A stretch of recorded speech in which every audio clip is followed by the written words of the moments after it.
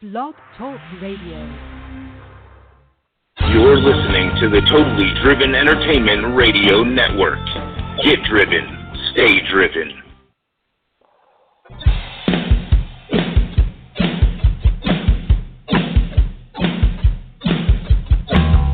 It's time. It's time to get driven. It's Totally Driven Radio with your hosts, Bay Ragney and Nick Wilkinson.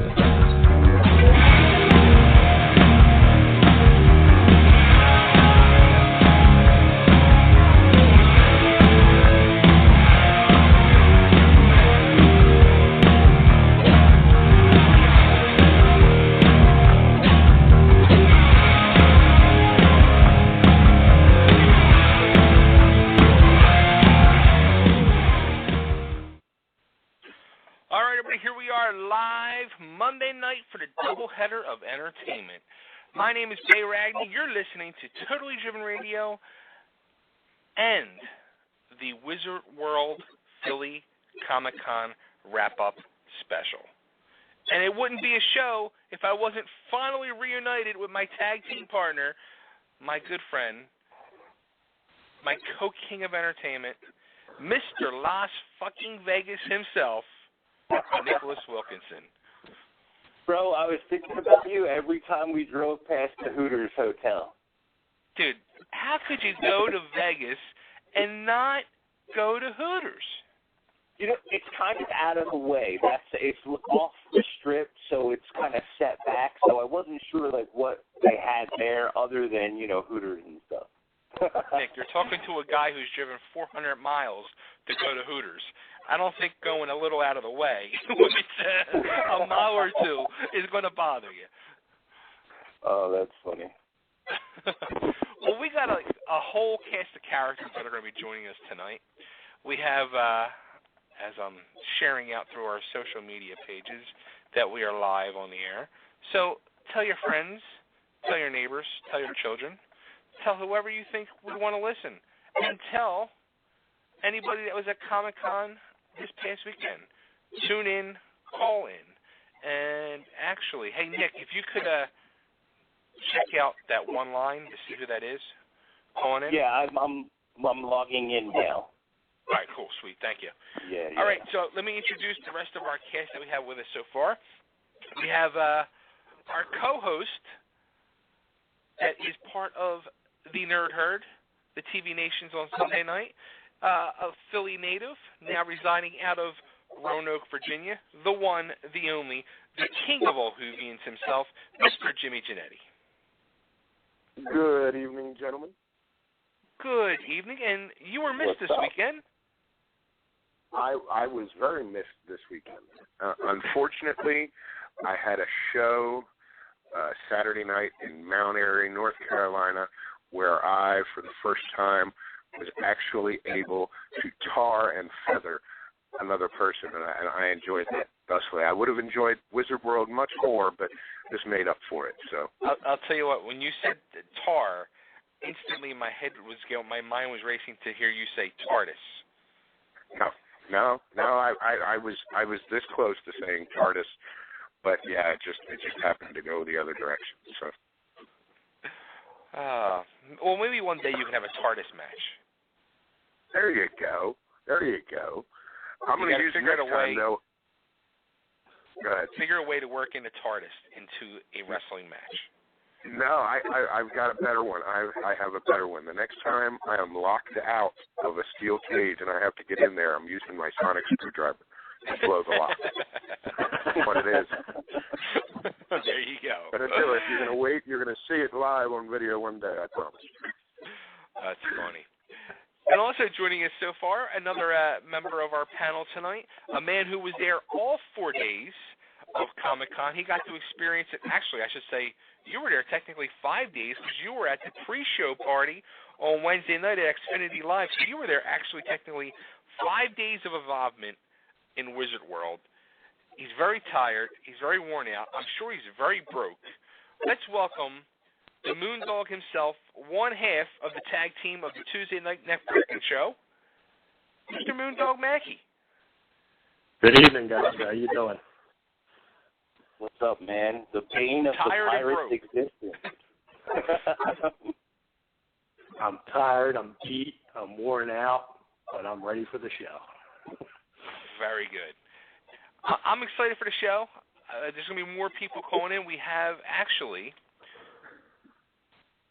which I think he's on the line now. I'm almost positive it's him. The cosplay dad, Sam, I think let me see if I pronounce his last name right. Grass, but let's just get him on the line. Sam, is this you? That's me. I'm here. Awesome. Here he is.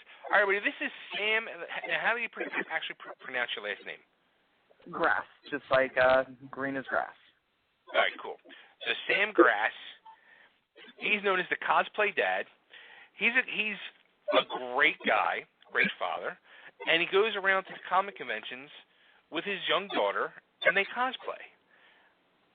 So he's very involved in the cosplay scene, very involved in the Comic-Con scene. And to boot, for all you Batman fans out there, and I know all of us here are Batman fans and Batmobile fans of the true Batmobile that we all love from the 66 TV show.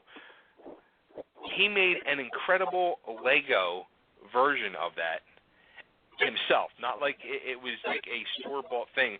He designed it, built it all himself, and now he's in the process of trying to promote it as an actual Lego toy for them to make it.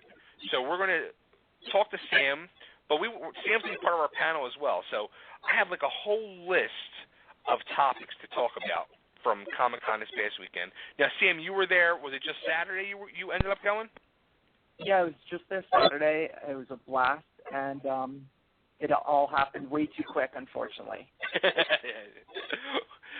Yeah, it does go quick. I'll tell you that. And I ended up going Sunday. So we got a lot of stuff to talk about, and this is going to be a fun show. I'm really excited for this. So let's do this. We're going to take our first commercial break. We're going to come back, and I'm going to start running down my list of topics, and we're going to have our little roundtable discussion.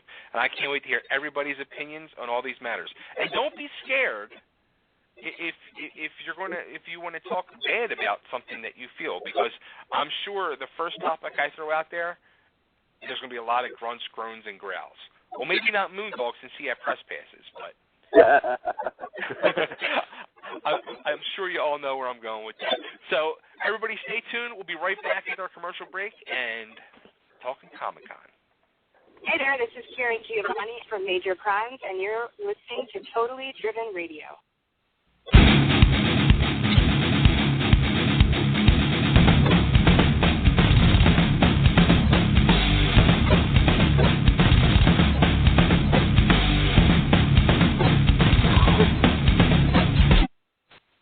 Attention sports fans, collectors, hobbyists, and autograph seekers. Are you looking for the best in sports cards and collectibles? The only name you need to know is Carl's. That's right, Carl's Cards and Collectibles in Havertown, PA not only has the best collection of sports memorabilia, cards, game, used merchandise, and autograph signage with top professional athletes, he also does custom framing too. Go to carlscards.com or like us on Facebook or follow us on Twitter at Carl's Cards. That's Carl's Cards and Collectibles, 22 West Eagle Road in Havertown, PA. Remember, Carl's, the only and best name in sports cards and collectibles. For $5 today, you can buy a wealth of things. Gas for your car, rent a movie for the family, a few slices of pizza. $5 still takes you a long ways. Did you know that $5 can buy your child a bag of heroin in the streets? That's right. For only $5, your son or daughter can buy some of the cheapest and purest dope in the country. Be aware of the lies. Be aware of the stealing. Be aware that's all it takes to kill your child. $5. This message was brought to you by Casey's Cause, a group of parents located in southern Chester County out to save your child's life. Come join us today at www.caseyscause.com. And remember, $5 is all it takes. Casey's Cause, www.caseyscause.com. Are you in the market for a quality used car? Have problems trusting fly-by-night used car dealerships? Check out Ken Nolan's Plymouth Meeting Auto Sales. Ken has been in business for almost 30 years, selling cars not only to people all over the Philadelphia area, but now worldwide thanks to our website at www.plymouthmeetingautoSales.com. At Plymouth Meeting Auto Sales, we have cars for all size wallets, inexpensive cars under $3,000, to classic cars, and even dump trucks. Stop on in. That's Plymouth Meeting Auto Sales, 1215 Ridge Pike, Conshohocken, PA, or call 610-828-4427. Do you have an ex that just won't leave you alone? No matter how hard you try, you just can't seem to get them out of your circle? Well, Totally Driven and Realism have your solution. Give them the exit treatment. This will be the best 99 cents that you have ever spent. Exit, the new single from Realism, that's REALYSM,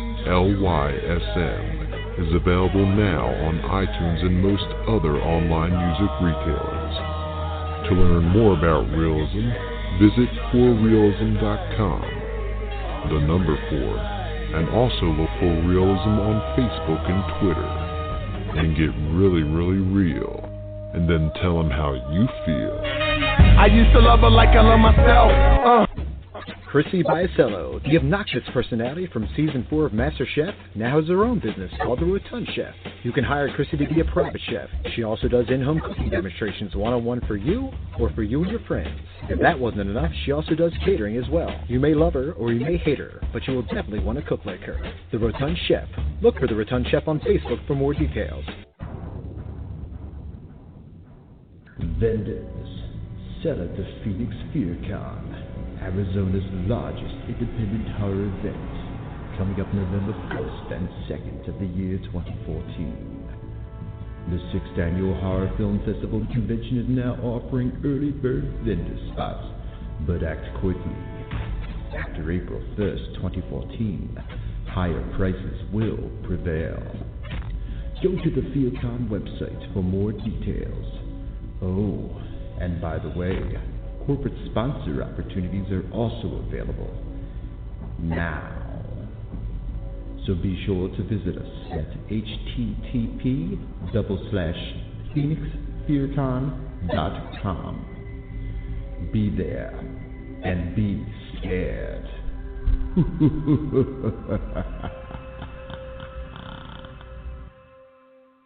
Hi, this is Tony Dennison and Major Crimes, and you're listening to Totally Driven Radio.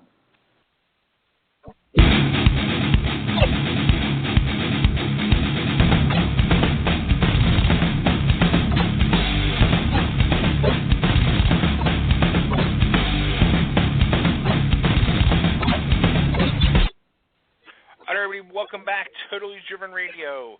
And real quick, I got a little roll call to do real quick. I want to thank Tony Dennison of Major Crimes. Called in earlier. We did a little show earlier this evening. Great guy. His third appearance on the show. And Major Crimes fans are incredible. Always a great turnout for that show. They're actually live right now on TNT. So if you want to watch them on TNT, yeah, I'll forgive you. You can listen to our replay. So also Wednesday night at our good friends at Carl's Cards, we have Broad Street Bully, Old School Flyers, Simon Nollet, Simon, something like that. Canadian guy, French, you know. Go to Carl's Cards in Harrowtown, Pennsylvania from 6 to 8 p.m. Wednesday night. Autographs, I think, are like $20. So go there. Tell them Totally Driven Radio sent you. And also, too, our newest sponsor of Totally Driven Radio and the whole network, Audible.com, online audiobooks. They have a huge, huge selection of I think it's like 200,000, 300,000 books. It's growing daily. Go to Audible.com. Actually, go to audiblepodcast.com/Totally Driven and sign up for your 30-day free trial, and you get one free audiobook on us, Totally Driven Radio. So go, do it. All right. So we also have a new addition to our panel. We have Mr. Matt Trotter, photographer extraordinaire, CEO, the king of Steel Kittens, or wait, Steel Fox Studios. Yeah, Steel Fox Studios. Great photographer, great guy, and he was also there for 4 days. So we have a lot of insight from Matt coming on. And we also have another roll call. Let's go. We have Cosplay Dad, Sam Grass. We have Jimmy Giannetti. We have Moondog Mackey. And we have Nick Wilkinson and myself. And I'm going to throw out the first topic, which some of us paid, some of us didn't. But ticket prices. Now I can't throw this all out to Moondog or Nick or Janetti, but right. Let me throw this out to Sam first. Sam, what do you think of ticket prices for Comic-Con? I'm a little biased only because I typically go to the New York Comic-Con, so anything comparative-wise to that is always cheaper. So the ticket price didn't bother me. I planned a little bit too late to come to the Comic-Con, and I would have loved to have gotten a 3-day pass, spent some time there, been able to really explore.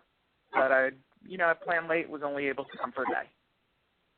Now, you said about the New York Comic-Con. How much are prices for New York Comic-Con compared to, like, the Philly one? I don't remember what it was, but I definitely think I dropped $100 last year on a 4-day pass, maybe a little bit more. But, it's an event that I want to go to, so the money's not really an issue. Okay. And Matt, now you were there for 4 days. Now, you had the 4-day pass, I presume? That is correct. And how much was that? Well, I bought it online about 2 months ago. It was $99, well, actually $89 plus a service fee of like $10. So it was $100. $100. But if you do it that way, that's a great deal, though. Well, yeah, because it's like $25 a day. Yeah. Yeah. So that's what they want, though. I think that's what they want is for everybody there. Them 4 days. Oh, no, it hasn't changed much in the last 5 years. How much was your 1-day pass? It cost me and my wife and my 2 daughters. It was $220 to get in. Oh my God! Now, what was your individual? Now, I know the kids were probably cheaper, but what was your No, individual it's all one price. It was $55 a piece. Oh my God! Yeah, kids under under 5 or under 8 were free, but anything older than that, they were charging full price for. Yep. My kid will stay 5 forever.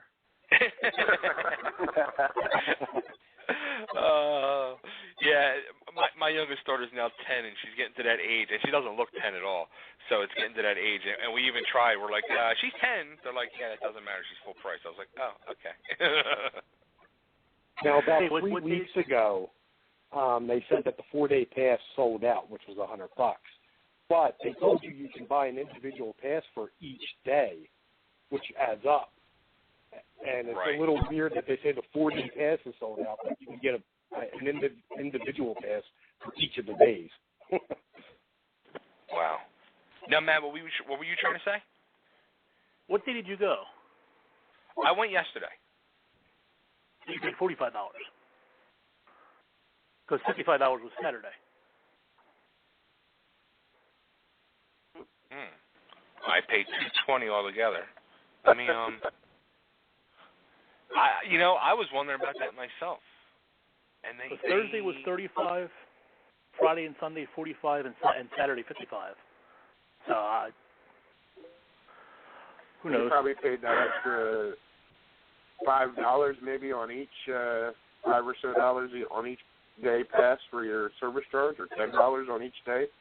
You know what? I'm going to. They emailed it receipt to me. Let me see. It actually says right here, all admissions to the Philadelphia tax of 5% at checkout. There you go. So, yeah. So yeah, it's 45 plus whatever they tack on at the end of it, which is absolutely ridiculous, by the way. Let's be realistic. It says here, face value $50, service charge $5. All right. There you go.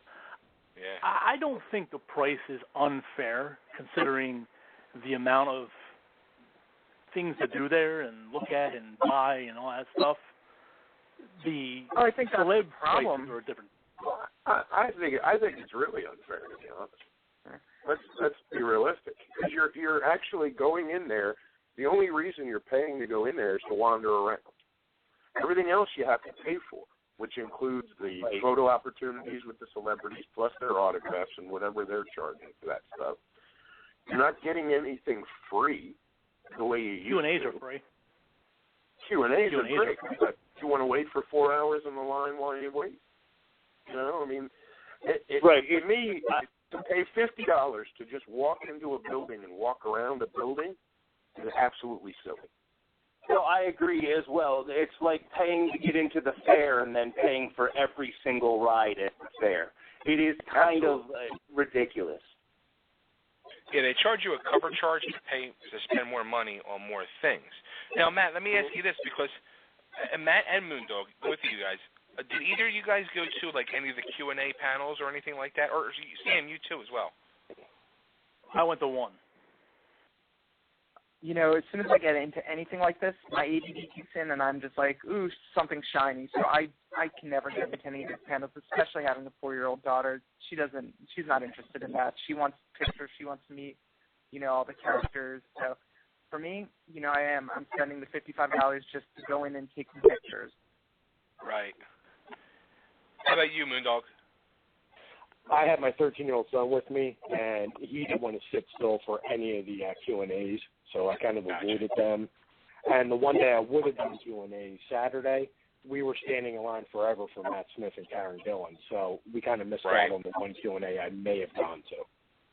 So let me ask you guys, though, how was the security? Like, and the reason I ask is because when I was at Phoenix Comic-Con, I was there for an hour and a half before anybody, actually nobody ever asked me who I was or why I was there, but I was there for an hour and a half before I got my press pass.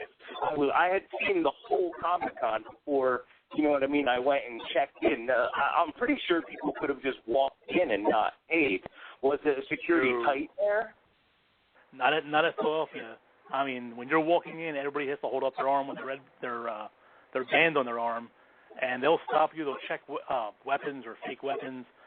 Security is a little bit more, I guess, a little bit more in Philly, because I've never seen anyone just walk in. That's a lot more. There was none in Arizona. What I found funny there's was no the fact that security there on the was border either there, Nick, but, you know. Yeah, what I found funny was that there was a weapon checkpoint, and then you go inside, and they're selling weapons. They're selling swords and all that. That's true. That's funny. Yeah, I never thought of that. Because I saw that when I was walking in, the weapon checkpoint thing, and it made me think of when I went to the anime convention with my daughter a couple months ago that they have where they have to like inspect your weapon. It's something new I guess they're doing. And and there was multiple booths set up where they were selling swords. Yeah, it was about 3 or 4 at Philadelphia. Yeah, absolutely. Now, Matt, what Q&A did you go to? Yeah, the Bellas. The Bellas, and it was the only one I actually had time for. The rest of the weekend, between standing in line, you know, for autographs or photo ops or anything, you really don't have time unless you don't care about the celebrities and just go to the Q&As. So now, was the Q&A packed? Not really. There was maybe 200 people in there, maybe less than that. You know, I wouldn't call it packed. It sounds like it's packed, but it really wasn't. Right. There's a lot of empty chairs. Oh, okay. Interesting. And they were very reserved as to what they were answering. People were throwing questions out there, and they danced around every single one. So they weren't their bubbly selves like you see on Total Divas? Well, they were. I mean, and that's the other thing, too. Total Divas was their taping, because I had to sign a release form when I got my photo op, and also the autograph that Total Divas was there actually filming you as you were going in to get your photo op and your autograph. Whether you'll be on TV, it's a whole different story. Right.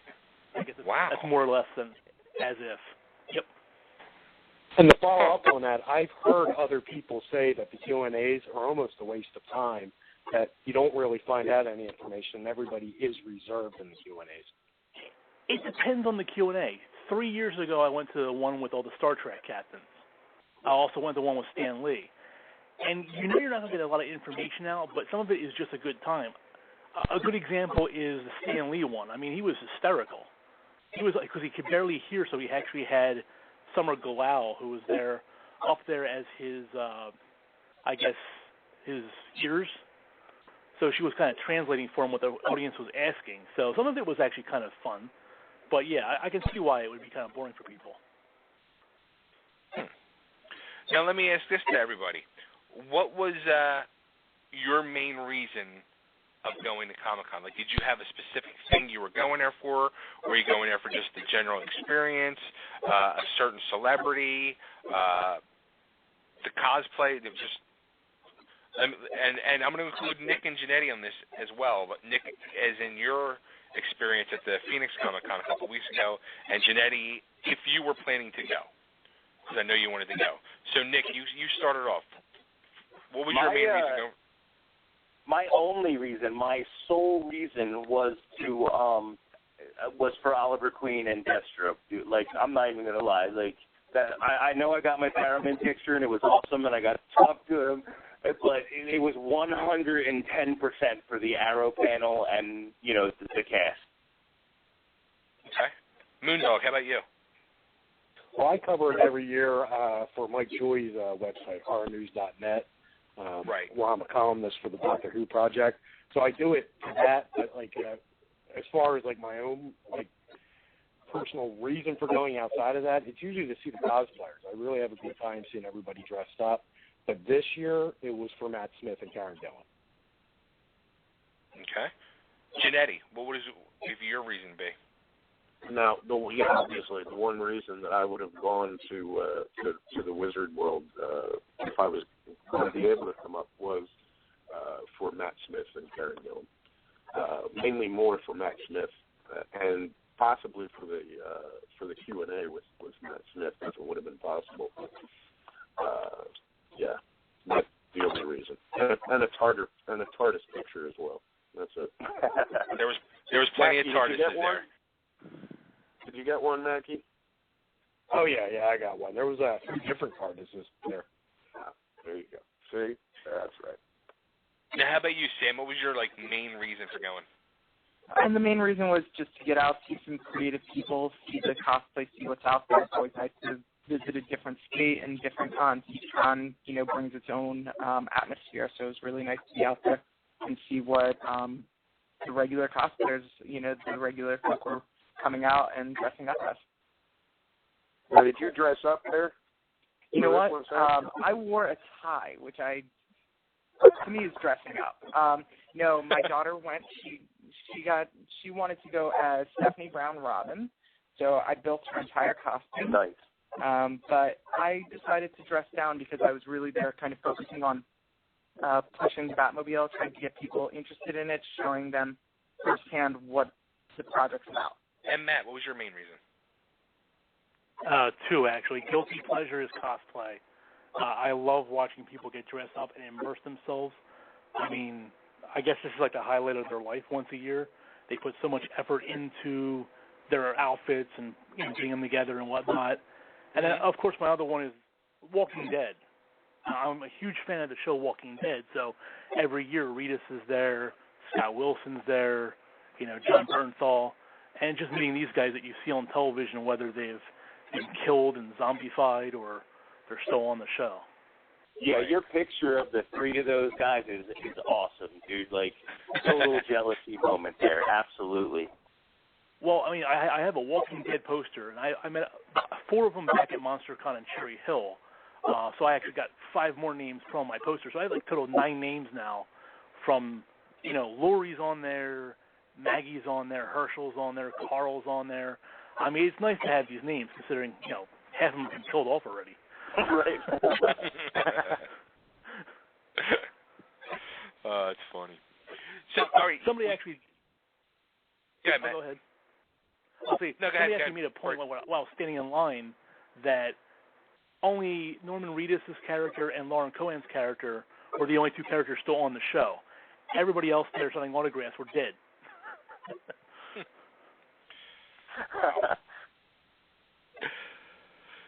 So, excuse me. I was going to say, because both 2 of you guys actually 3 of you brought up cosplay. And Sam being a cosplay dad himself,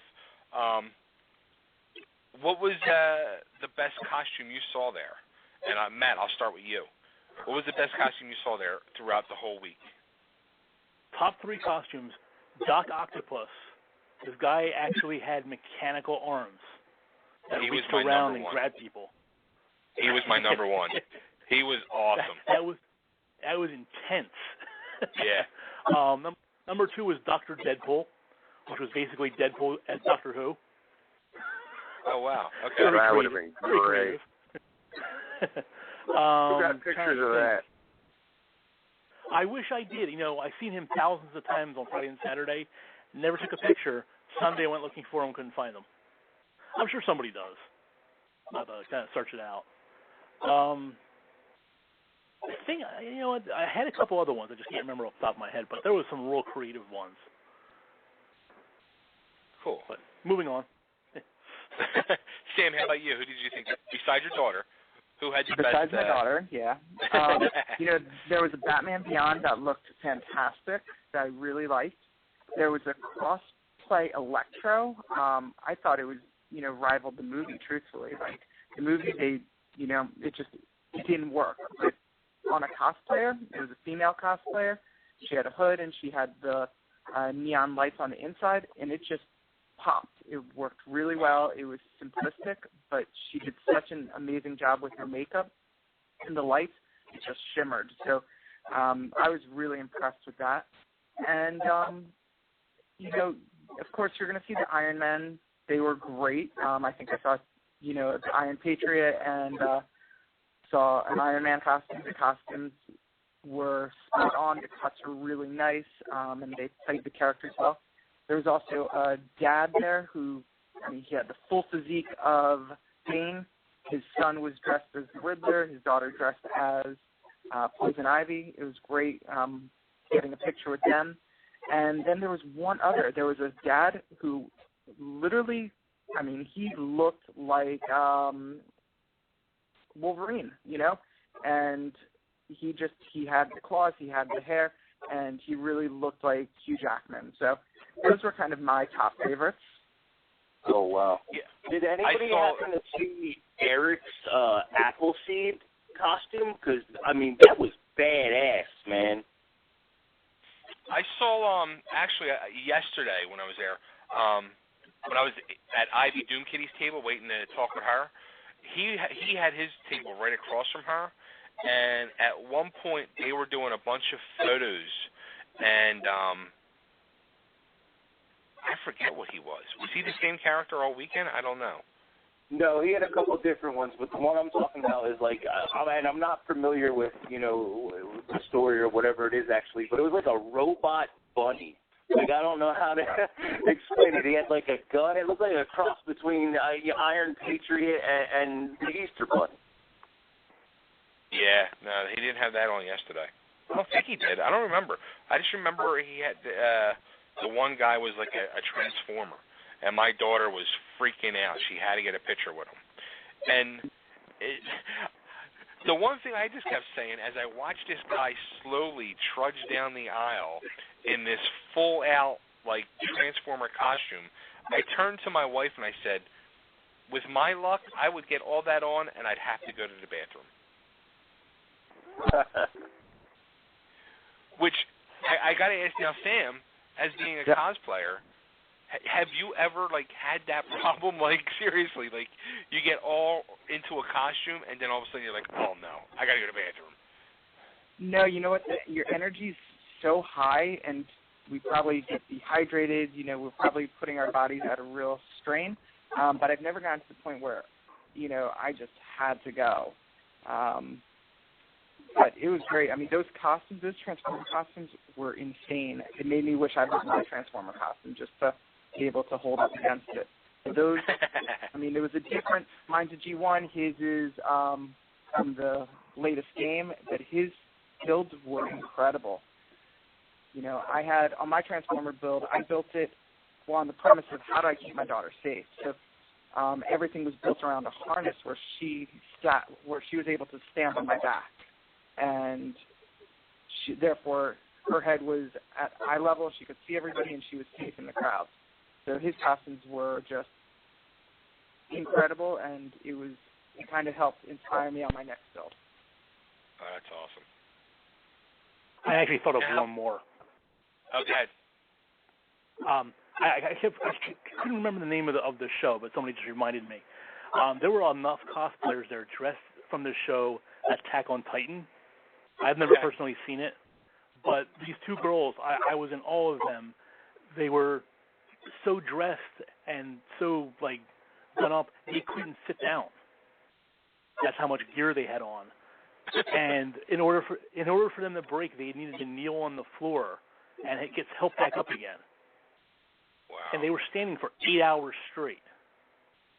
It was insane. Yeah, I don't know about you guys, but there was nowhere to sit anyway when I was there. I mean, you were pretty much on your own. Well, the funny thing is, I can.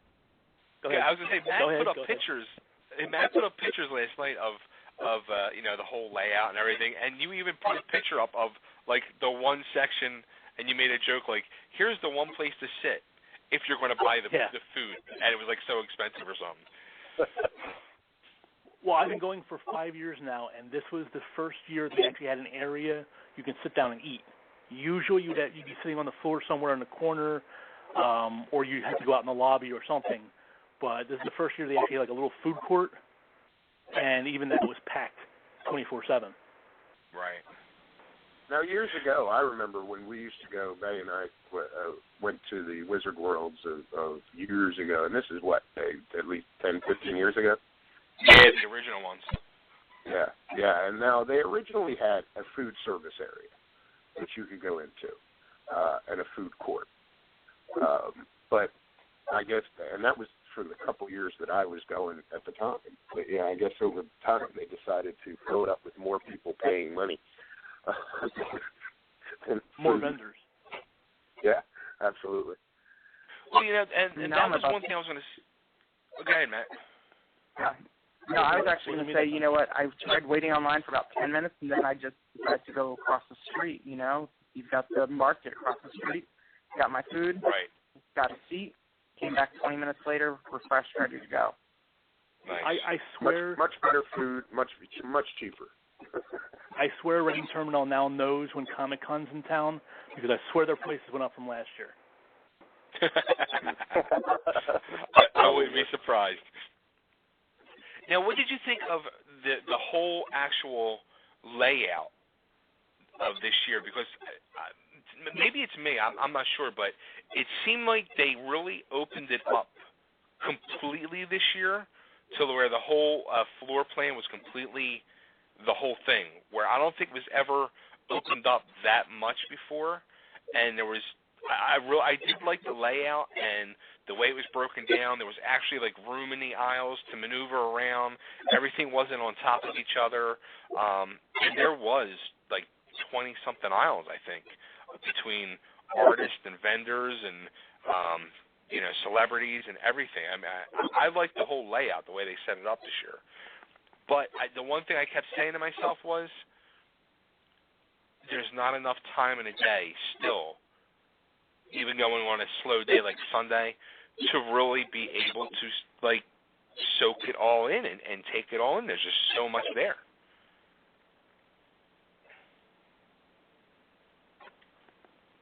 Yeah, I think you really have to prioritize like what specifically what you want to do, and I'm really thankful that they have the website and they have all the guests and where their tables are going to be and stuff, because that's what I did ahead of time, was just sort of plot out my points of interest, where I definitely wanted to go, where I maybe wanted to go, you know what I mean, so I could make sure that I hit certain areas first. And I imagine, like with your daughters, and I know they love anime, there were certain places that you wanted to go that they necessarily might not have wanted to go, and vice versa. Well, let me ask the guys that went for 4 days, Moondog and Matt, did you guys do that? Like, did you guys have like your days planned out, like this day I'm going to do this and I'm going to hit this section, or I'm just going to focus here for this day? Is that what you guys did? Yeah, that's what I did. When I went on Thursday, the doors opened at 3, but they opened the doors up for the press at 2. So me and my son were able to just go in there when it was completely empty, see the whole layout.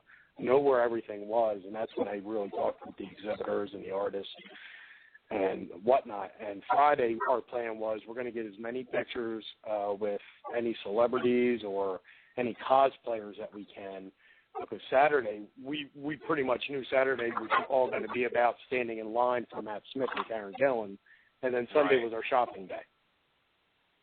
Gotcha. How about you, Matt? Well, I'm a bit more anal retentive. I've been playing this for 3 months now. When they released the map, I sat there and studied every place I wanted to go, everything I wanted to do. So, on Thursday when I went up there, I didn't have a press pass. I went in at 3 o'clock, but it was still rather empty. And I walked all the aisles to make sure I knew where everything was at. If I wanted to buy anything, I'd buy it Thursday. Although the vendors do mark stuff down on clearance and try to get rid of stuff on Sunday. So my tip to everybody is, I know things go fast, but if you're going to buy something and you really want it, you're better off waiting till Sunday, because you'll probably be half price. But anyway, I knew where all the photo ops were, where the celebrities were going to be, where the food area was, artist alley. So Friday when I went up there to get autographs, or Saturday or Sunday, I knew exactly where to go, what times, everything, and I had it marked down exactly. Plus, what was nice this year was when you pre-ordered stuff, or when you bought your tickets, they give you a little card with the person's name on it, and that's what you basically turn in to get the autograph or the photo op. And they had 8x10s up there on the table that you can select for the celebrity to autograph for you. I don't think they did that last year. Yeah, that seemed like that was different this year. Yeah. Well, let me ask you this: when it comes to the stuff that you guys buy, and I know you guys want to get there's exclusive stuff that you can get there and stuff. But was there? What am I trying to say here? Was there anything that you guys were going there that you were like 100%? I gotta get a copy of this, or I want to get one of these while they're there. And, do you guys negotiate on prices, or do you just go in and they're like, $20? Because, I'm a negotiating machine, man. I don't think I paid for full price for anything in my life. You know what I mean? I negotiated on Sunday. Yeah, I was gonna say, I do the same thing. If I'm there that last day, I know I have much better chances of negotiating on a Sunday. So if I'm there on a Sunday, I will negotiate. Now, was there anything you really wanted? No. But my main reason for going was I wanted to meet Ivy Toon City, and I wanted to talk to her about being a guest, which I did that. So my mission was accomplished, and the rest of it was, just going in, experiencing it, and, having a nice family day and enjoying it with my daughters, because they were in heaven. Now, years ago, go ahead. I'm sorry. I was going to say, I wanted to see Lauren Cohen, but I don't think she would have let me. Right. Now, I remember years ago, at Wizard, they used to have exclusive items, some toys, action figures, a lot of different comic books with exclusive covers or such for the Wizard World Philadelphia that they wouldn't have at the other Comic-Cons or the other Wizard World shows. Each city would get their own special exclusive. Right. Yeah, and they did that. Now, some of the toys, the action figures and such, they were the same in different cities that you went to. They would just change the name on the box, as far as Philadelphia or whatever the case. But in years going on from there, they stopped most of those. Now, I do know that some of the comic companies still had exclusive covers that they would do for their books, but a lot of the toy companies stopped dealing with Wizard World completely. Is that still the case? Was there anything special as far as toys that only available at Wizard World Philadelphia? I'll tell you this. I know I got no, they used to, remember they used to give you a bag when you buy your tickets, and it was always filled with goodies? I got nothing. There was no bag, no nothing. Yeah, for that $55, you got nothing. I got nothing. They had a guy walking around before you bought your tickets that was passing out a little program with your map and all that. And I didn't see, like, yeah, they would usually have, like, dealer tables selling exclusive stuff. I didn't. That's like a thing of the past, at least as far as I can tell. I remember the years that I went. Go ahead, what you say? I was going to say, did you actually look at the tables? Because when I went, I didn't get like a bag, you know, a swag bag, but every table that I went to had, you know, free comics or buttons or hats, or I have like 4 novels that I picked up there as well, posters, calendars. Almost every single table had something free to take away with you. So that was pretty cool. Yeah, I mean, there was a little bit of that, not as much as there used to be in the past. One thing that was different this year, now I didn't go last year, so I don't know if they had it last year, but as soon as you walked in now, they had Wizard World and now has their own booth of their own merchandise set up. Yep. And actually they have 2 of them booths set up, like one in the front as soon as you walk in, and then there was another one in the back. Yep. There's a trailer in the back, and then there's a booth in the front. Right. Now, did they have that last year too, Matt? Yeah, they've had it for the last 5 years, actually. Really? Okay. It just seems it's getting bigger and bigger as the cons go on. Right. And it is. Did Stan Lee have this thing set up, Matt, where they were, because here in Phoenix he had, it was probably the biggest single display in the place, and he was there almost as much as he was, you know, in the panels or signing autographs and stuff. You could actually go up there and wait in line and get stuff signed and stuff as well. But I mean, he's a selling machine. The last 2 years, yes. This year there was no Stan Lee here, so there was no Stan Lee booth. Oh, okay. The biggest booth there is, believe it or not, a giant T-shirt tower.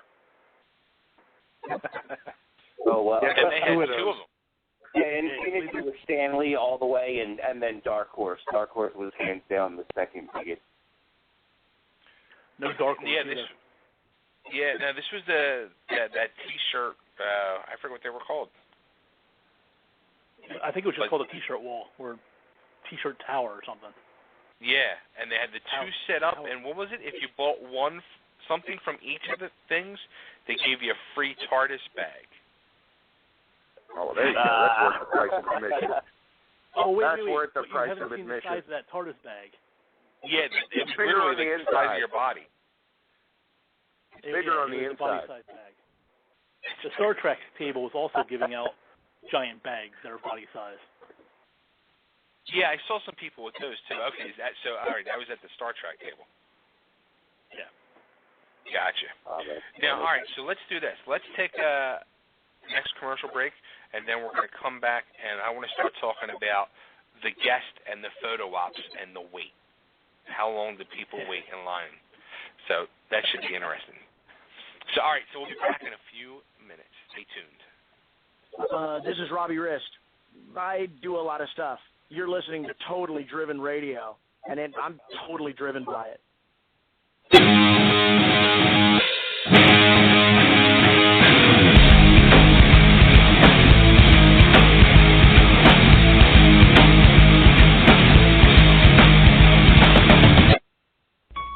Looking for that perfect gift for your girlfriend? Then look no further than Teddy Scares. Teddy Scares are available in a variety of styles, sizes, and prices for all your shopping needs. Teddy Scares are a mix of cute and creepy to make a great gift for almost any age. Board up your windows, lock your doors, and log on to TeddyScares.com. And be sure to become our friends at Facebook.com/TeddyScares. Attention business owners, website owners, event promoters, or anyone looking to promote your product. The Totally Driven Entertainment Radio Network is the perfect way to spread the word of your business around the world. That's right, you can advertise at our network and be played on all of our shows at rates that are so cheap, it's a no-brainer. For more information, contact Bay Ragney at bayragney@gmail.com. To keep your business driven, stay driven with Totally Driven Entertainment. Calling all comic book fans. Do you collect comics? Did you ever collect comics? Do you think your children might like reading comic books? Do you even know they still print real, paper, non-digital comic books? Well then visit the Pirates of Ontario Street Comics in Philadelphia. We have a massive collection of comic books, action figures, trading cards, and much more. We have one of the largest stocks of back-issue comics in the area. We bag and board every new comic book at no extra charge. Our store is voted the best comic book shop in the 2013 PHL 17 Hot List contest. Part of the movie Unbreakable is filmed in our store. We are open 7 days a week. Ontario Street Comics is located at 2235 East Ontario Street in the Port Richmond section of Philly. Our phone number is 215-288-7338. Type in the words Ontario Comics Philadelphia to check out our Wacky Stores page on Facebook. Trash City Beads, the great bead store with the weird name. Selling beads and findings for over 25 years. Visit us online at trashcity.com. Like us on Facebook at Trash City Beads. Unique beads, charms, crystals, and findings from all over the world at wholesale prices. No store, no showroom. We are online only. Visit us at trashcity.com. Trash City Beads is your online source for the best beads on the planet. Remember the name, Trash City Beads. Child Abuse, The Ripple Effect by Totally Driven Entertainment's own Nick Wilkinson is on sale now for only 99 cents. The Ripple Effect explores life after child abuse ends and the emotional toll it takes on survivors of abuse. Look for Child Abuse, The Ripple Effect on Kindle and Nook today. Remember, only 99 cents. Hey, what's up? This is Michael Starr from Steel Panther. Oh, my God, if you like the Cocketeers and you like to hang out with guys that are like Tiger Woods, you better listen to Totally Driven Radio.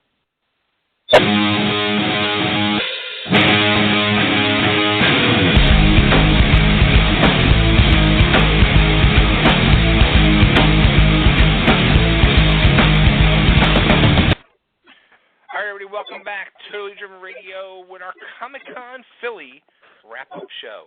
So, all right, so now I know why I was there, and I said why I was there for the guest I wanted to meet. Let's see, Matt, who was your top guest? And you met a bunch of them. So, who was the top guest you wanted to meet, and like how long of a wait did you have for yours? Probably Whoopi Goldberg.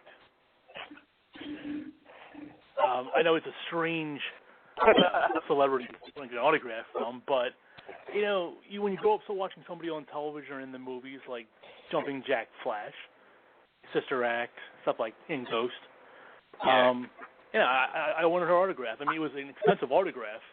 It was $100. And how much was she? She was charging $100 too. Wow. She was $100, and that was if you just wanted an 8x10. If you wanted a premium an item, like I seen somebody walk up there with a nun's outfit to have autographed. It was $150. Wow. I waited in line for her for an hour and a half. I actually have a tip for people who are going next year or anything like that.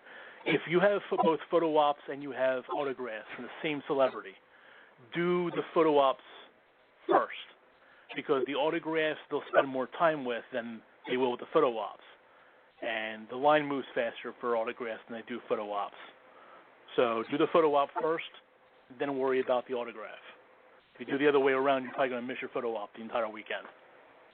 Matt, I don't know if you heard my story or not, but it's funny because I got, just the picture or whatever with John Barrowman, and, he came out and made an announcement, it was just like, yeah, I know you guys only bought the photos, but I'm going to stay for an extra 2 hours. Anybody that got a photo, just get in line and I'll sign it for you.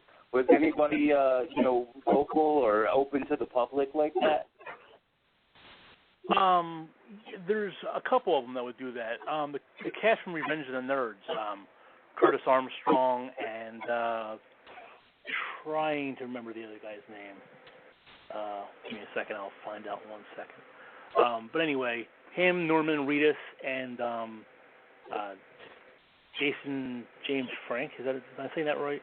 The Green Power Ranger. Oh, yeah. They were very I can't remember his name at the time. They were very accommodating. They stayed around. They waited until everybody was signed. I mean, Norman Reedus was a guaranteed autograph. He sat there until anybody who got their autographs wanted them, he had them done. And like last year with Henry Winkler walked the crowd, shook everybody's hand, thanked everybody for coming out, signed autographs, took their pictures with them, stayed as long as he had to. Wow. There are some celebrities who are not that accommodating. Hayden Panettiere 3 years ago did not want to be there. As soon as she was done, she was out of there. That's funny. When she was there, I literally rode the elevator with her. It was me and my wife and my daughters, and her bodyguard. We rode the elevator together, and you can just tell by the look on her face, she did not want to be there. She really didn't.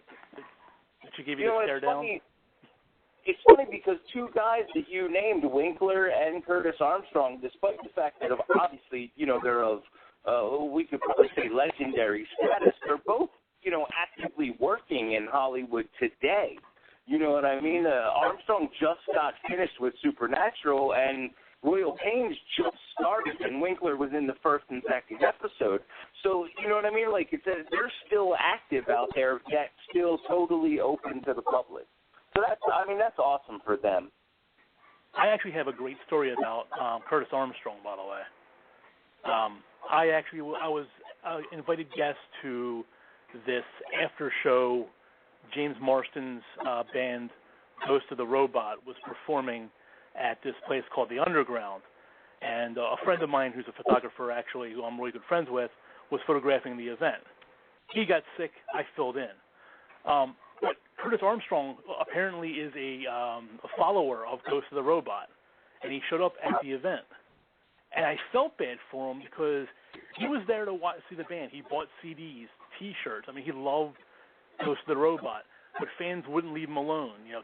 Take my picture, just one more shot. And he kept saying, I'm here for the band, I'm here for the band.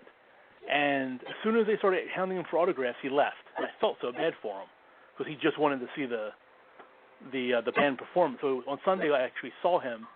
I apologize on my behalf, but he was like, "That's cool. It happens everywhere I go." I'll tell you what. I wanted to meet him too and just talk to him real quick, which I did, and he didn't seem very personable.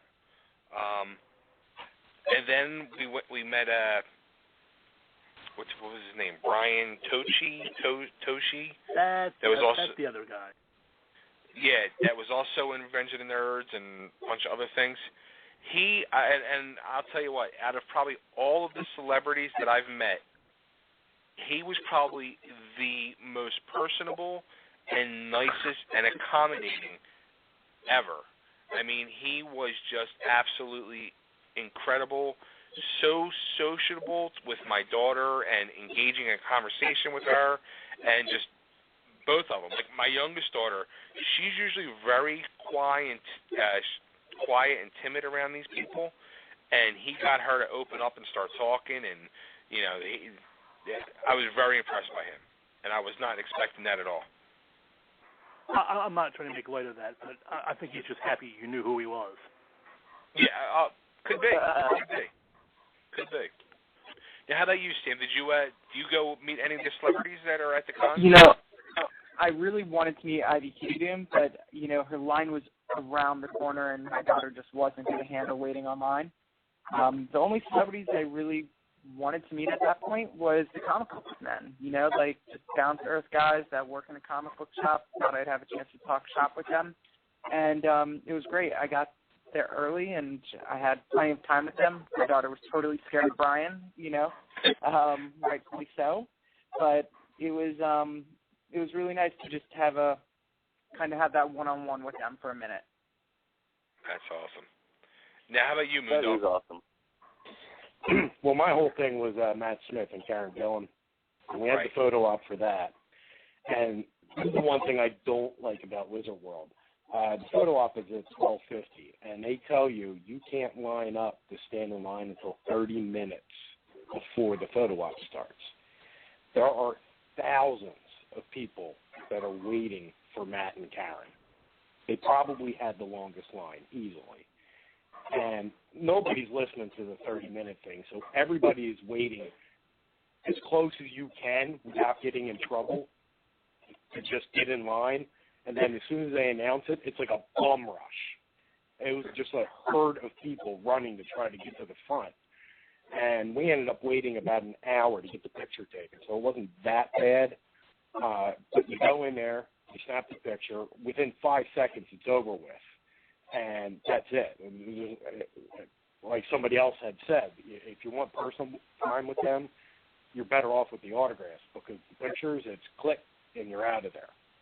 And then you got to wait in line to get your picture, because the way they had it set up, they got the pictures just lined up on tables, and everybody's just bum rushing the tables trying to find their picture, and it's impossible to get to your picture. So that was probably another 45 minutes. Then you got to take the picture if you're getting like doubles and triples, and I had gotten 3 copies, to another kiosk and stand in line for 20 minutes to put in the order for the doubles. When you do that, then they send you to another kiosk for 20 minutes to pick up the pictures. That's all just insane. Now let me ask you, like you guys that did these photo ops, I've never done the photo ops. What's the difference? I mean, why can't you guys, or is that you want the professional quality, just get a picture while you're getting an autograph on their normal line? Some of them you cannot do that with. Yeah, you couldn't do Norman Reedus, at all. Whoopi, Christopher Lloyd. You can only do the professional photo op. You cannot do any of the some of them you can, like when I was in Sarah Wayne Cowie's line or Michael Rooker's line. You know, they actually with the price of the autograph, they let you take a picture with them. Right. But I think it was only on Thursday and Friday only. Saturday and Sunday, it's the photo op or nothing else. Wow. Yeah, Matt and Karen was the same thing too. If you wanted a photo with them, you had to do the photo op. Huh. Interesting. It's funny that go ahead. I was going to say is as we were talking, I have a Wizard World alert that I get on my phone. They actually announced next year's con already for Philadelphia, and it's going to be that earlier. May 7th, 8th, 9th, and 10th, which is early May next year. Whoa. Yeah, usually it's the first week of June. They pushed it back this year, but now it's wow. Yeah, it's always been in June. I don't think it's ever. I don't think in all the years I remember going for Wizard World Philly that it's ever been in May. I actually had the opportunity to talk to a girl at the information booth for a little bit, and she basically told me they're actually going to be cutting down a lot of Wizard Worlds around the country. They're canceling, I think, Houston's, Atlanta's, and New York's next year because there's so many of them going on that they want to kind of cut back a little bit. Interesting. All right, something else I wanted to talk about that's amazes, I won't say, I guess amazes maybe the wrong word, but how about interest? Really interests me as I go through this section more and more, and it's something I would like to be able to spend more time with, which I never get to do because I'm trying to rush to get through to see everything else. And that's the artist section with, there's literally probably 100 or more artists there set up with their booths displaying either their artwork, their, comic book artists and, comic books they've been drawing for or illustrating. Let me get your take on that. Let me start, Nick, with you. Did you check that out? I did because I wanted to.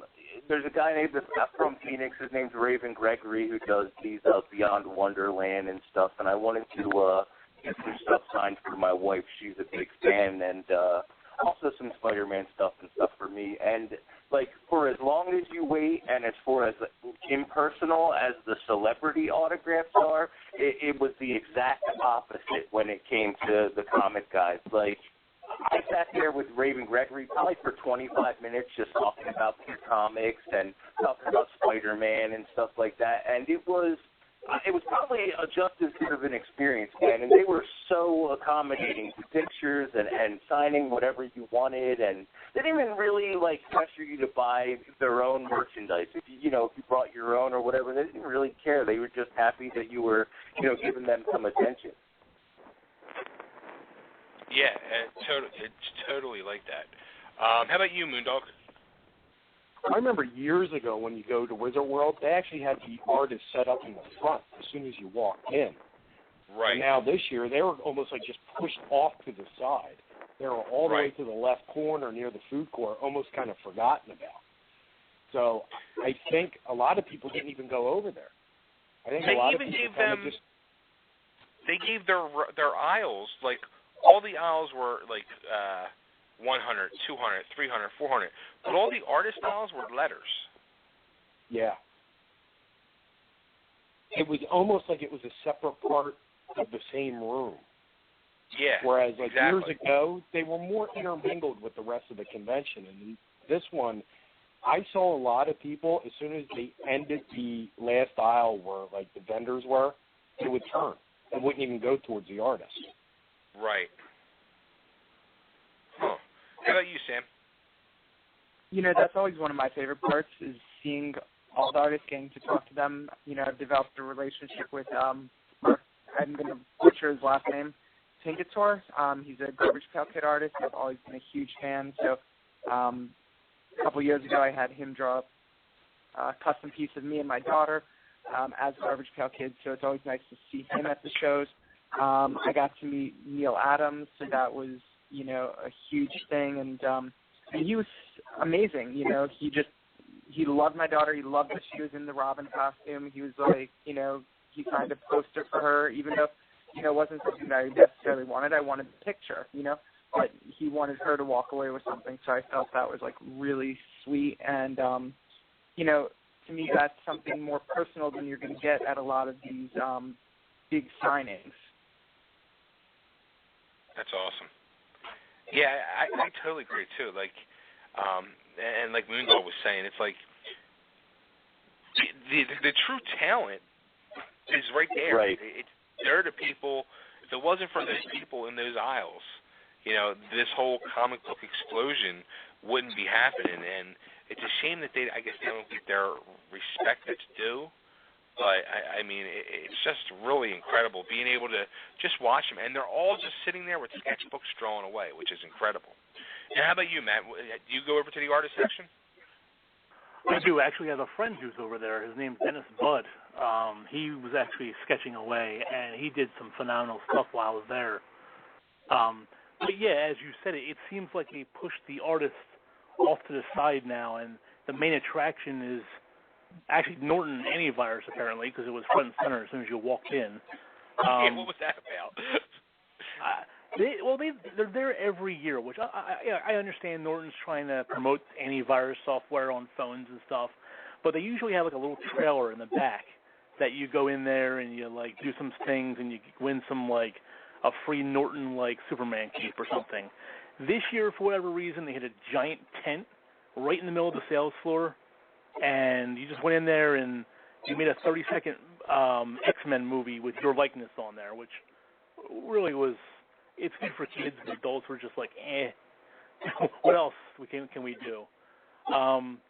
It just seems like the real reason that Comic-Con exists, comics, is taking a background to what it really has become, which is basically a pop culture con. Sure, totally. Yeah, and when you walked in, too, like, front and center was this big, huge trailer, which is pretty much just an advertisement for, like, the new Purge movie coming out. Right, right. Well, that was actually, you paid, I think it was $60 to go in there, right. And it was it was almost like a haunted house inside. It was trailer set up, and they basically jump out at you, and the whole thing was you're supposed to escape from these trailers. You're on the run, and they chase you through them, they scare you, and I think that you get a free DVD of the first movie. Wow. I didn't even realize you had to pay to do that. Yeah. Oh wow. Yeah, it was like $6 or $70. Now let me ask you this along the same topic here, especially for my comic fans out there. Was there anybody there or was there anybody not there that you were kind of disappointed or kind of surprised that wasn't there? And obviously I don't mean celebrities, but like for me, there was nobody from Man of Action Studios there.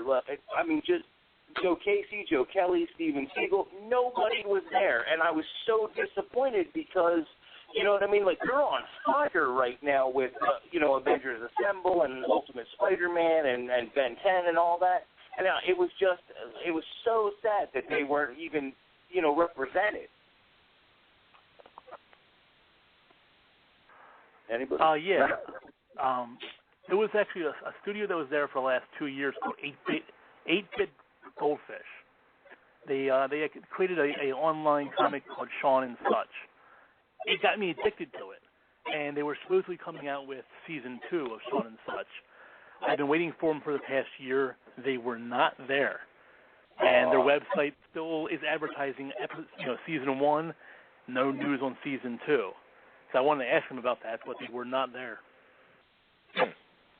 That's Now, how about you, Jay?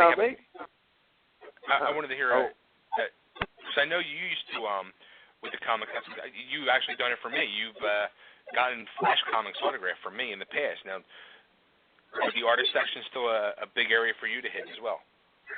Oh, yeah, absolutely.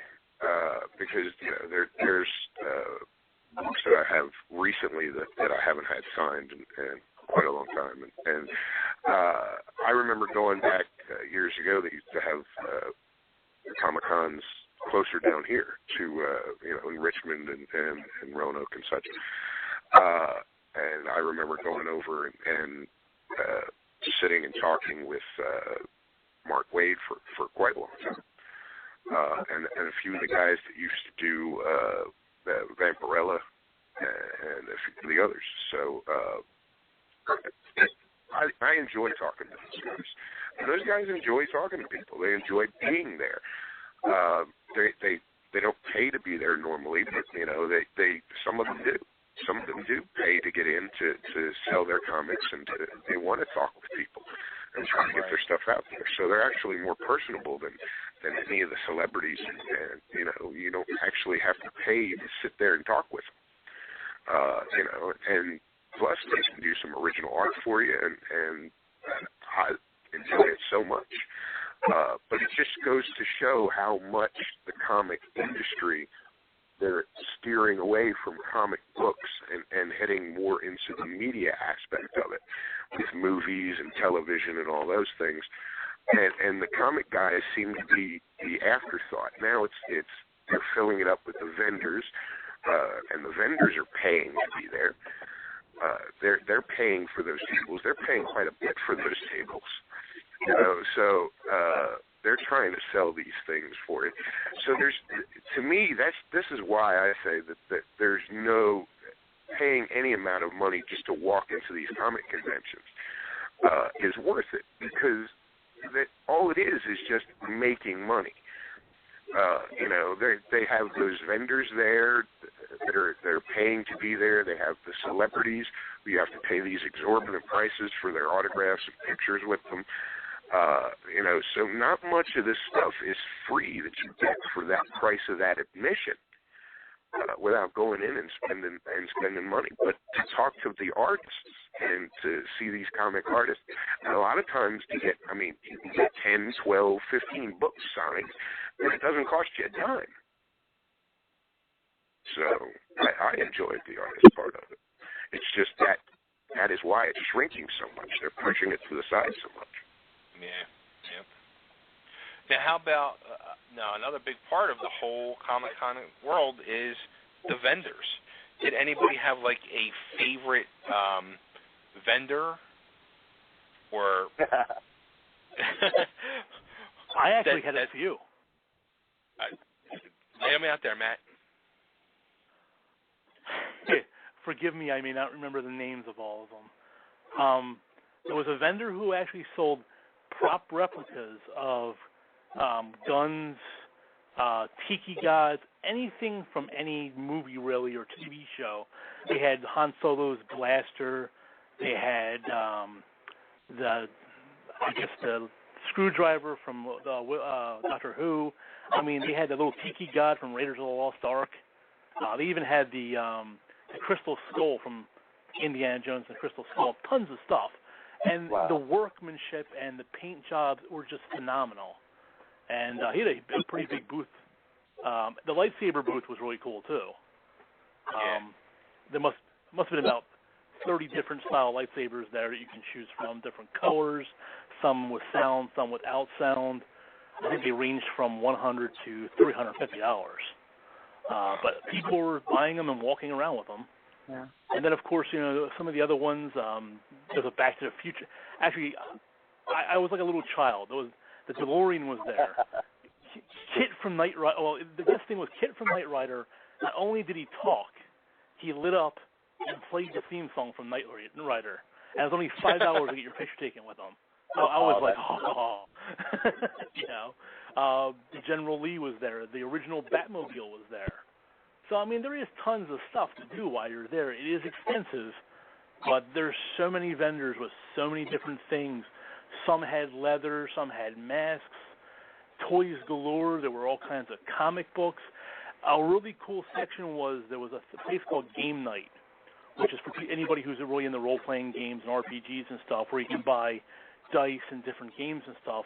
They had a whole section available with tables.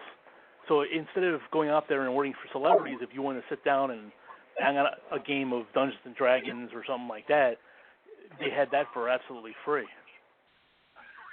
Oh, I was wondering that too. If you had to pay to like sit there and play a game or whatever. Nope, absolutely free. Wow. So I know my favorite place will make Jimmy and Moondogs here happy, but although, you know, I didn't buy anything there, it was hands down my favorite place because there was a guy that was just selling the same. I mean, there was no variety. It was all exactly the same, but they were Fezes, bro. And, like, he couldn't keep them on the shelves. As quickly as he was unpacking them from boxes, he was throwing them at people who were just taking out their wallets and throwing money at this guy. And, like, everybody there were stormtroopers in Fezes, Batman in Fezes, so everybody had one. That's awesome. There were a lot of Fezes being worn in Philly this weekend as well. There was. I got a funny story about a vendor. Well, I got a funny story about a vendor. I went to that T-shirt tower, and there was a Superman hat. And the T-shirt tower was any shirt or hat for $25 or two for $42. I pick up the Superman hat. Unfortunately, they left the Walmart tag on it that still said $9.99 on it.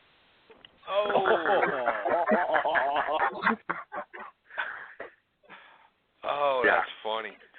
That's funny. There's another thing. There's the main reason I wouldn't buy any of that stuff. You know, I can see getting comics or you know, toys that you're not able to get, you know, from overseas, whatever the case. You know, they have a lot of different people out there. But why people would go out and buy, you know, a Superman shirt and hat? No offense to you, brother. You can go to Walmart and get them cheaper. Yeah, right. The friend that I was with dropped at least $600 in toys while he was there with him and his son.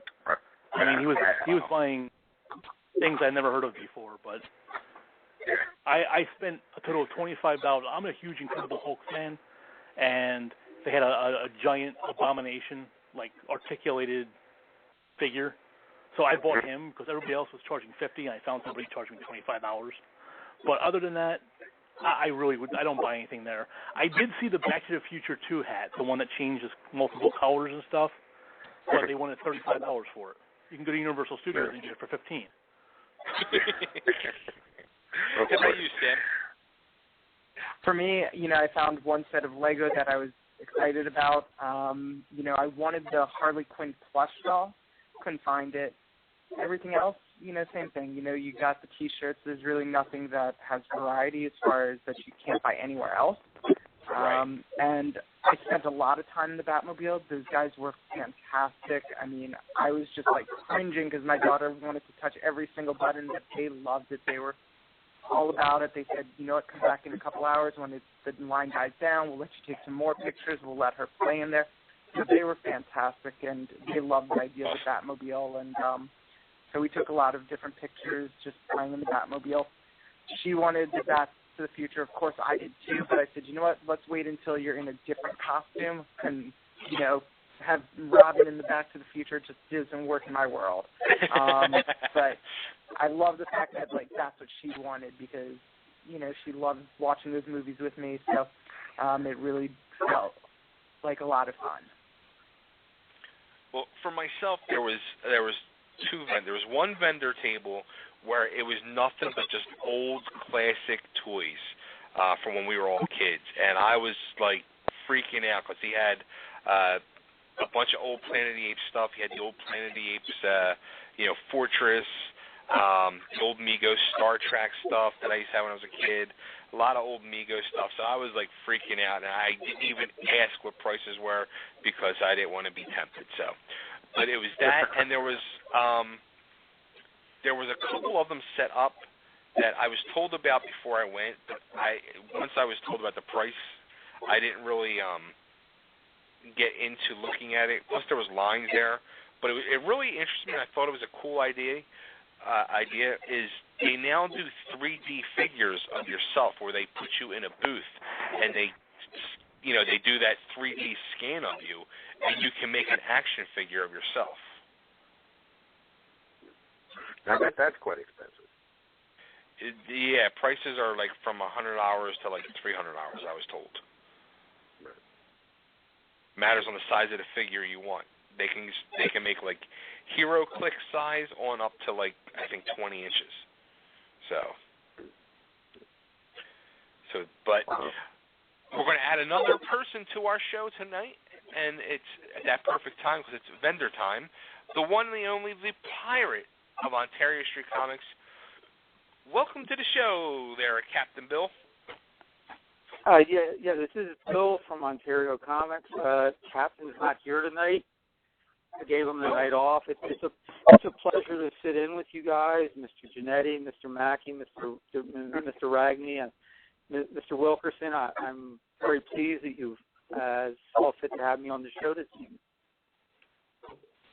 You're always welcome. Right, so, absolutely, and it sounds like the heads are working.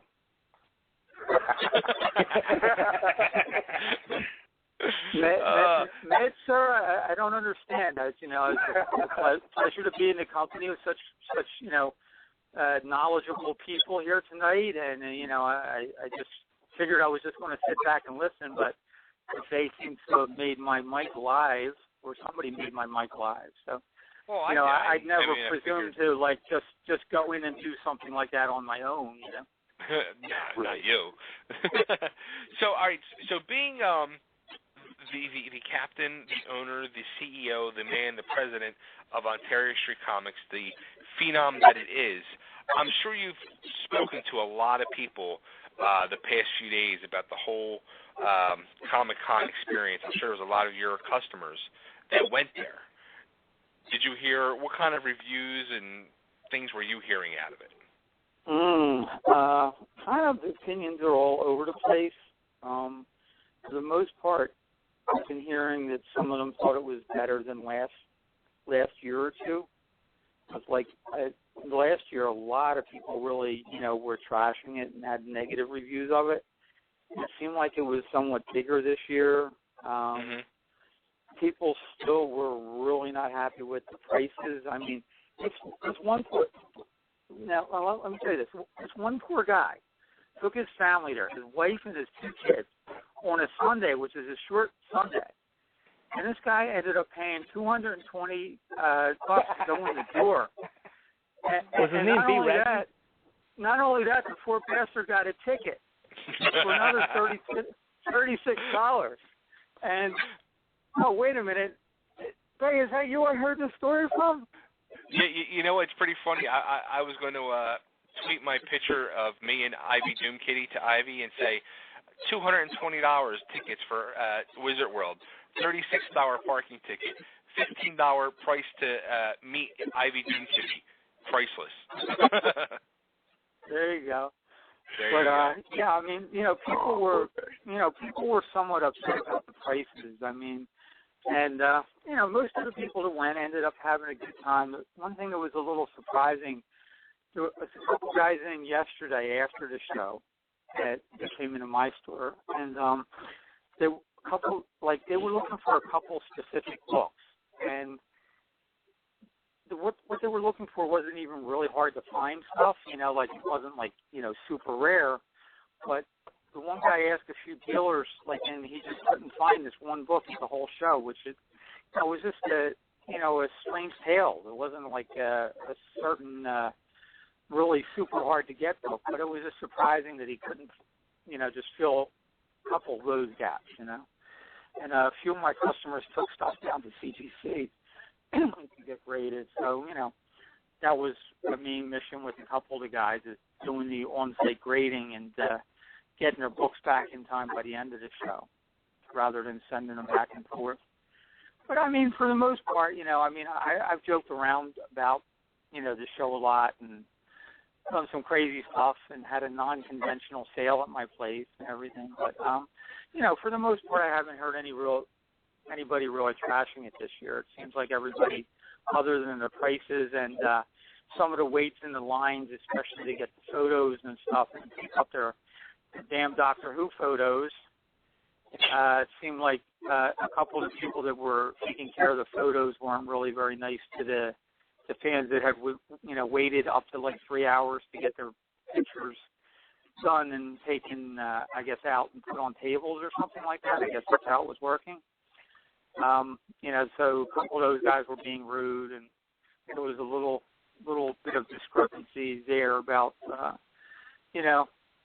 the people that were working for the photo company were just being a little rude. But other than that, I haven't really heard anything super negative about it this year, so I guess it came off okay.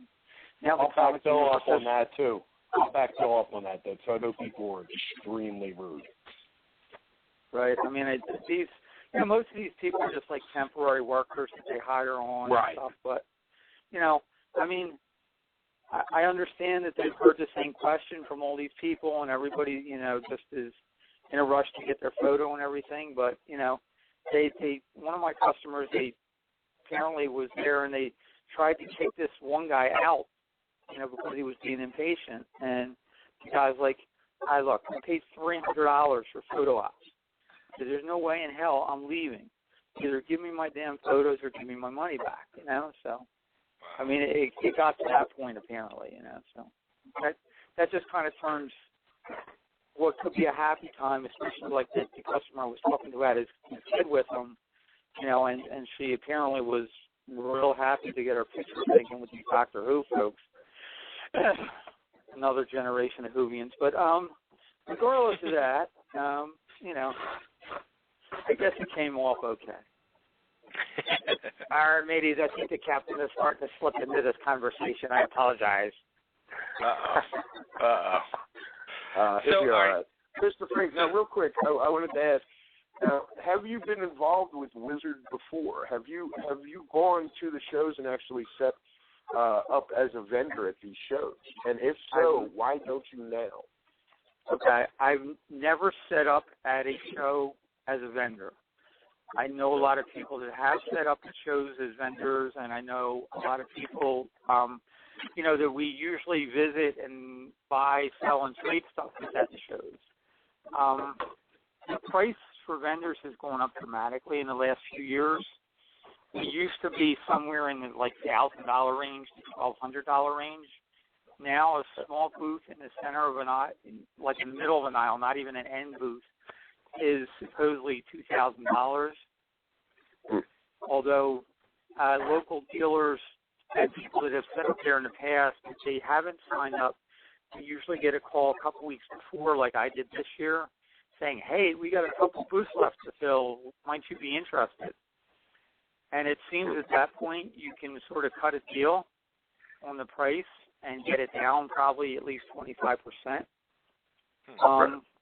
But $1,500 is still a little too rich for my blood, because by the time you figure, even say use the $1,500 number, your cost of merchandise, your cost of extra help, and other expenses for the weekend basically you have to sell like 5 or 6 grand of merchandise to even break even, you know?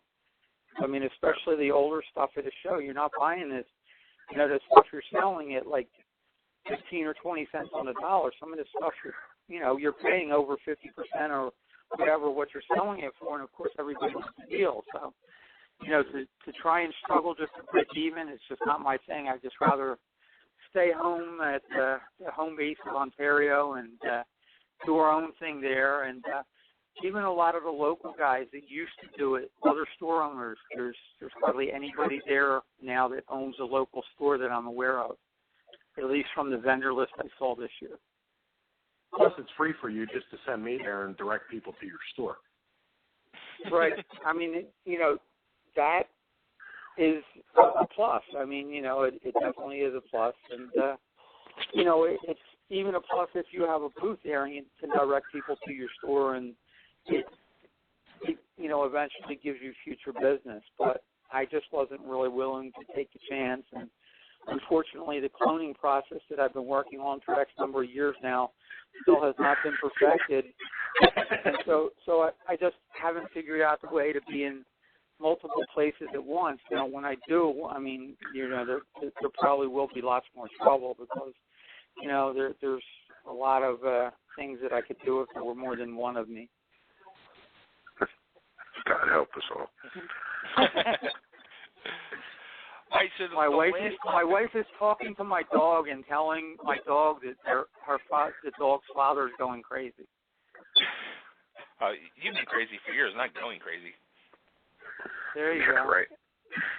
All right, so the last topic I have for Comic-Con, and then I want to talk to Sam about the whole Lego project with the Batmobile. But I want to ask everybody, what was your favorite part of Comic-Con this year? And Nick, I'll ask you for the Phoenix Con. What was your favorite part? No. Can I tell you my favorite part for Philly? Sure, absolutely. Okay. Here it is.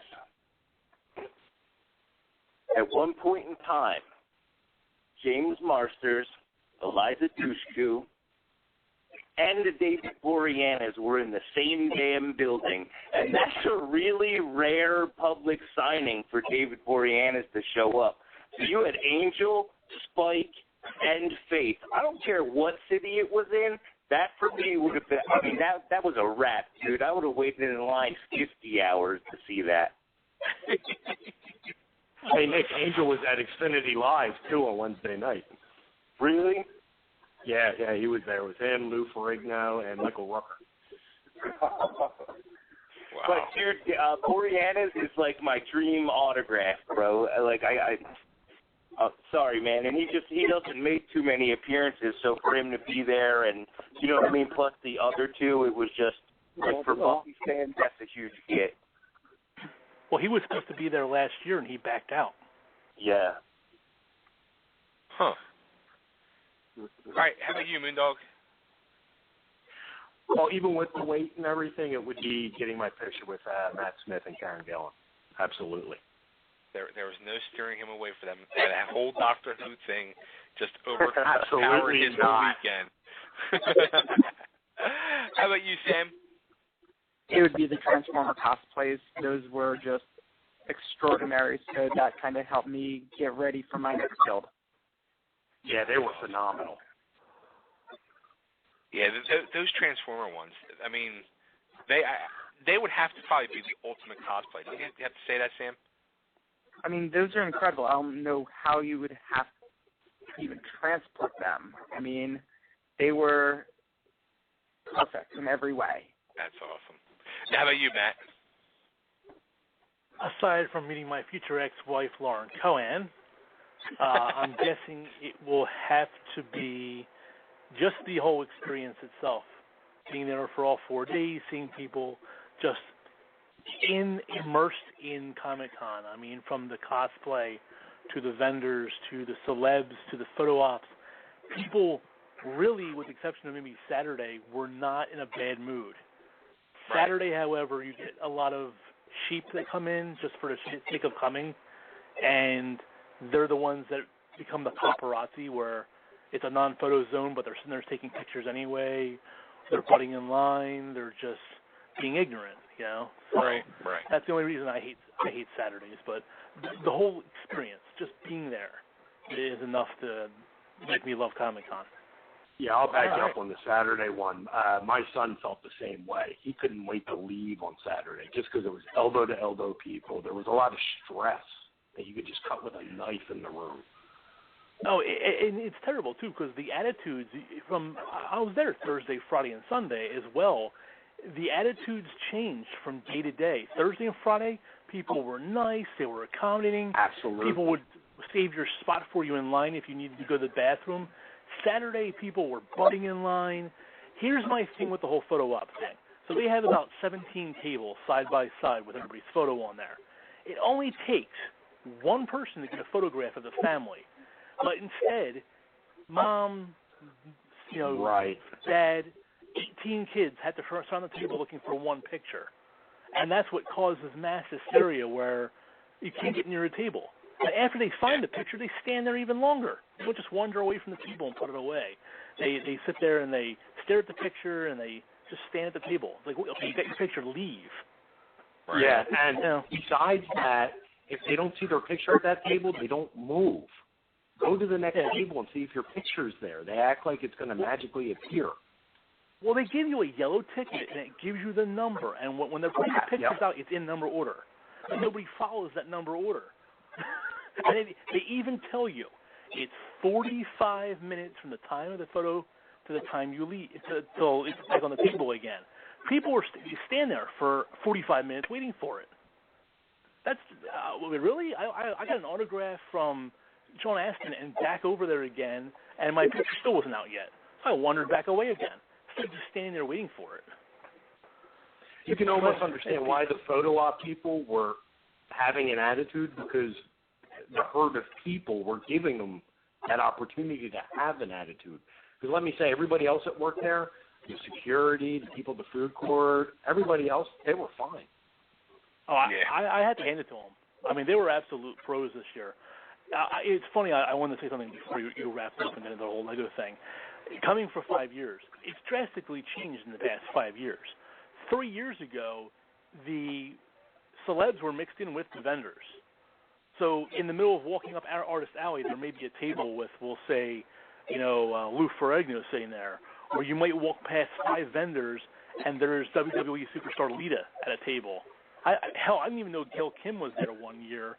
She was all by herself at a table. I didn't even know it was her. I thought she was just showing something until I saw it said TNA Superstar Gail Kim. I'm like, oh, wow, hello, But now I guess we know how big the celebrities have gotten. They give them their own area. Right. And if I make a suggestion to anybody that is going to go in the future and they're only going to go one day, I would suggest Friday. Thursday, none of the celebrities are there. It's really low-key. It's almost empty. Saturday is a madhouse. But Friday... Don't tell people that. Don't tell people that. I mean, Friday's going to get busy. Yeah, but you know what? Friday, you got the cosplayers, you got the celebrities coming in, and the crowds so far aren't that bad on Friday compared to Saturday. Saturday is just a nut house. And it's so funny because it's all perspective. Because to me, Saturday was fantastic. I ran into people I haven't seen in 5, 10 years, people from high school, people from college, people from work, and I was just having conversations as if it was a regular Saturday afternoon. I didn't see those bumping like I see in New York. So for me, I thought it was a great day on Saturday. But I did not wait on any of the picture lines either because I do know how crazy they were. It is perspective. I ran into people I went to in high school, but I haven't talked to them since high school, and there's a reason for it. So I don't want to talk to them there either. Well, these are people I was happy to see. I don't generally like people. I don't run into them. Oh boy. All right, so there it is. There is the Comic-Con Philly wrap-up special. But the party's not over because we have our main guest tonight, Mr. Sam Grass, the cosplay dad. He's done something really incredible and special. And if you haven't seen it yet, I'd advise you to go. Let me pull up this page real quick here. All right. It is ideas.logo.com/projects/61 339. And that is the page where you can see Sam's 50th anniversary 1966 Batmobile. Now, Sam, how did you do all this? How did this get started? Just like all my projects, I've always been a creative person, but when my daughter wants something, she's going to get it. And we've been playing with Legos for, the last probably year or so. We start with Duplo, and then as she gets older, she's 4.5 now, and she can follow the directions from step 1 to step 50. And she will sit there at the table and really work through the book. And she just enjoys playing with it, and I enjoy sitting there with her, helping her through the challenging stuff. And she also loves Batman and Robin, which I have to take full credit for. So she was really upset because the Batmobile that Lego currently sells is a one-seater. It's this Batmobile that only Batman can ride in, and she was demanding a Batmobile that both Batman and Robin can ride in. So, I started off where I was just like, okay, I'll put together a quick car and call it the Batmobile. But as I started doing it, it just morphed its way into something special, and I made the 1966 version. It's so iconic, and I can't believe Lego's never done it before. And it just came together really nicely. She loves it. She plays with it every day. And I think that it's a piece that has mass appeal, and the fans are kind of itching for it now. Yeah, I mean, first off, it's incredible. I mean, to be able to, where it's not an actual kit with directions, to be able to put that together yourself, I mean, that blows me away. And for it to look that good, I mean, that's really awesome. Now, how long did it actually take you to put it all together? I was plotting it out in my head for about a month, and then kind of piecing out the parts that I needed. I went to a couple different stores I knew that had used Lego. Some of the pieces I had to buy online, so it just took a while to kind of put together the pieces that I knew I needed.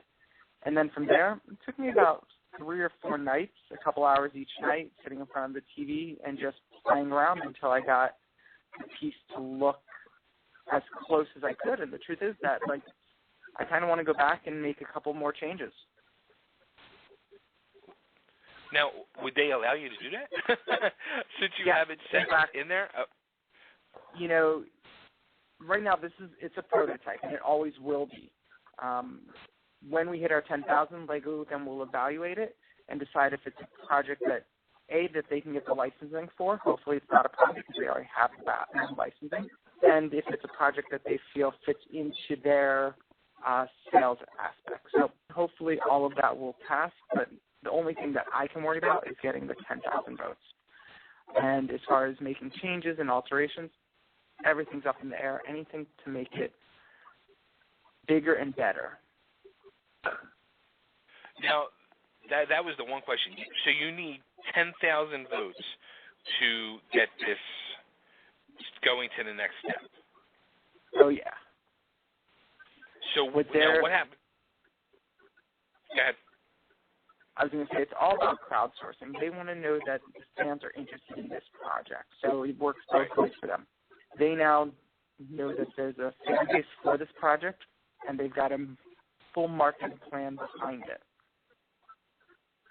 Gotcha. Now, once you get to the 10,000, that doesn't guarantee it's still going to get put in the stores, correct?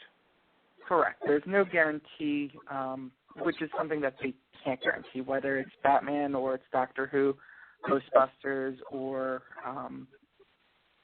any other branded piece. They can't guarantee that we're going to be able to get the licensing for the product, or if it's something that they feel that they want to actually have on the shelf. So at the end of the day, even with the 10,000, Lego has the final say. And I'm able to live with that. Gotcha. Now, and it says here you have 309 days left. So what do they do? Give you 1 year time to get 10,000 votes? So this has been kind of this work in progress page for them. It started off being called Lego Kuso, which roughly means Lego Wish in Japanese. And they paired with another company, I believe, called Kuso.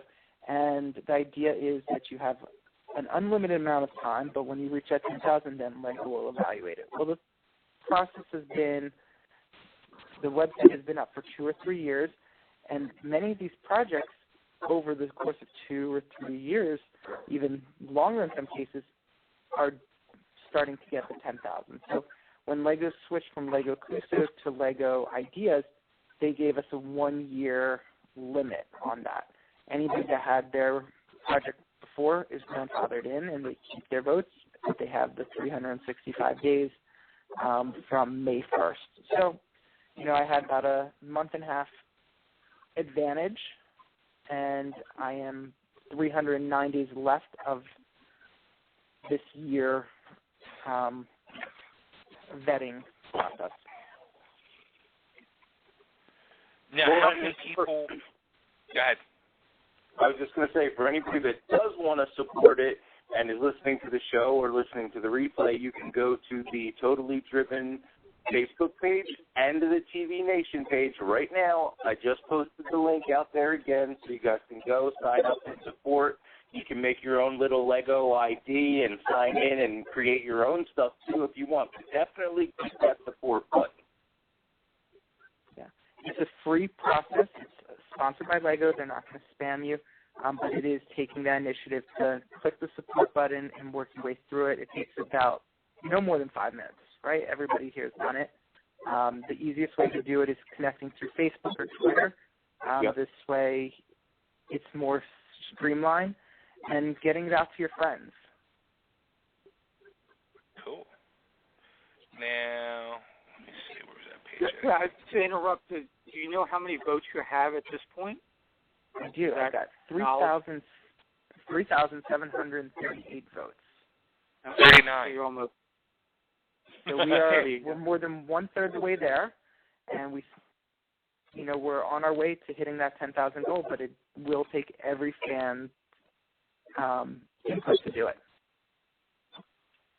Yeah, I shared the information on like a place called Batman Addicts on Facebook and stuff like that. That seems pretty active, and your pictures and stuff got a lot of comments. It was awesome and everything when I shared it there. So. Thank you. I appreciate that.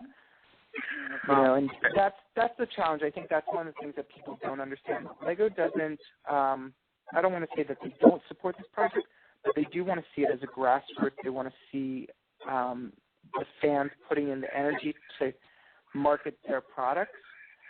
So there's this disconnect that people don't understand, that they actually need to go and vote more than just giving the like on Facebook, which, it's a pretty typical thing.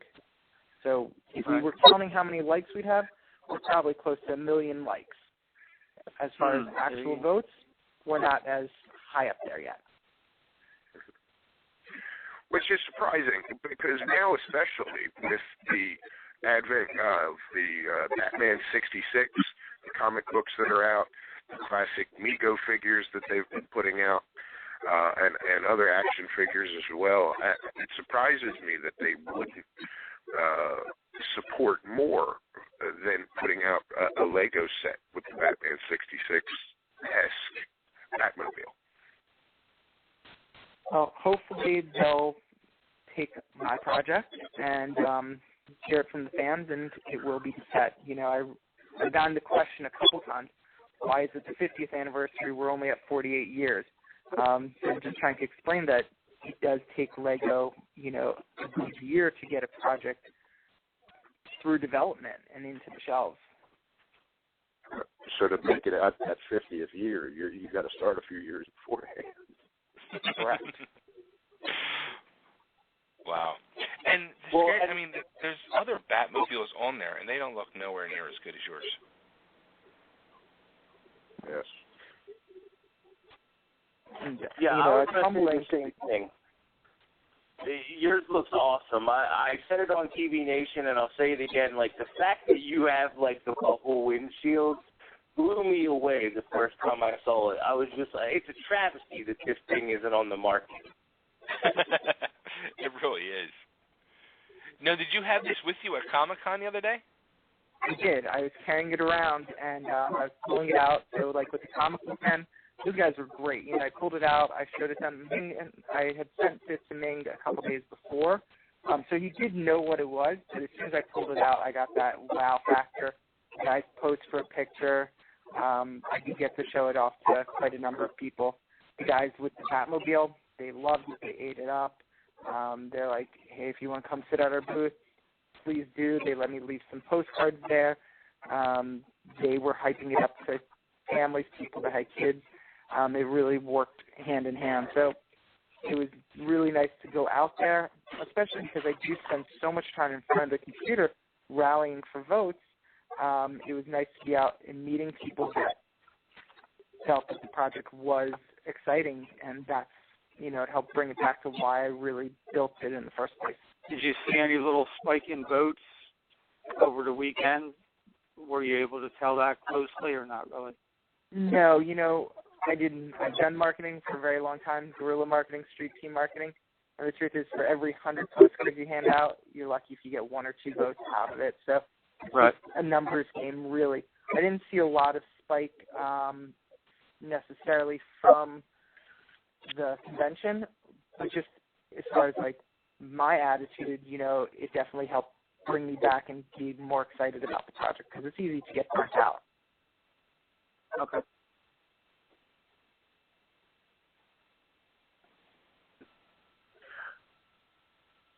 All right, so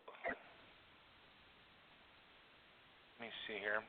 I'm looking at this thing, and I'm trying to think if I had any more questions.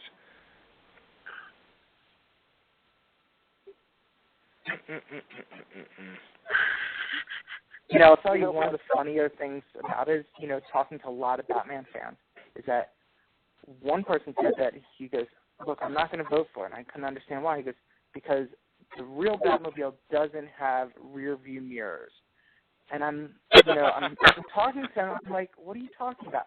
Well, I was basing mine off of a replica because they had, the pictures I was looking at were so clear and so perfect that I didn't even realize that the original versus the replica, one had one in it. So I found that to be very cute, and it was amazing that people have such, you know, diehard fans, and we love this car. There's such just a feeling for this car that we all have, and for LEGO not to have made it yet is just incredible. So hopefully we can get this out there. Hopefully we can get a rally in votes and get the 10,000 that we need for LEGO to evaluate it.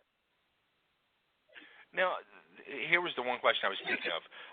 Have you been in contact with anybody directly at LEGO? Like, have they said anything to you, or has it just all been through the website itself? You know, LEGO has been great, actually. About 2 months ago, I brought it to Philly Brick Fest, and they were doing a 75th anniversary for Batman, and it was a contest. I entered into the contest, and I won the Rocky, which is a Lego-style Rocky statue, and I won the semifinals for a contest that they're doing with Rebrick. And they're having, I think, 12 different LEGO conventions around the United States and probably Canada. They'll come evaluate those 12 projects and choose a grand prize winner. So I've been in touch with LEGO. They were blown away by this project. They loved it. They were very impressed. And so, yeah, I've definitely had a lot of contact with the LEGO people, whether it's in the LEGO stores or their corporate people. Everybody seems to be very positive about it. But at the same time, nobody's going to go out and say, we're definitely going to make this, because nobody has that right to do it.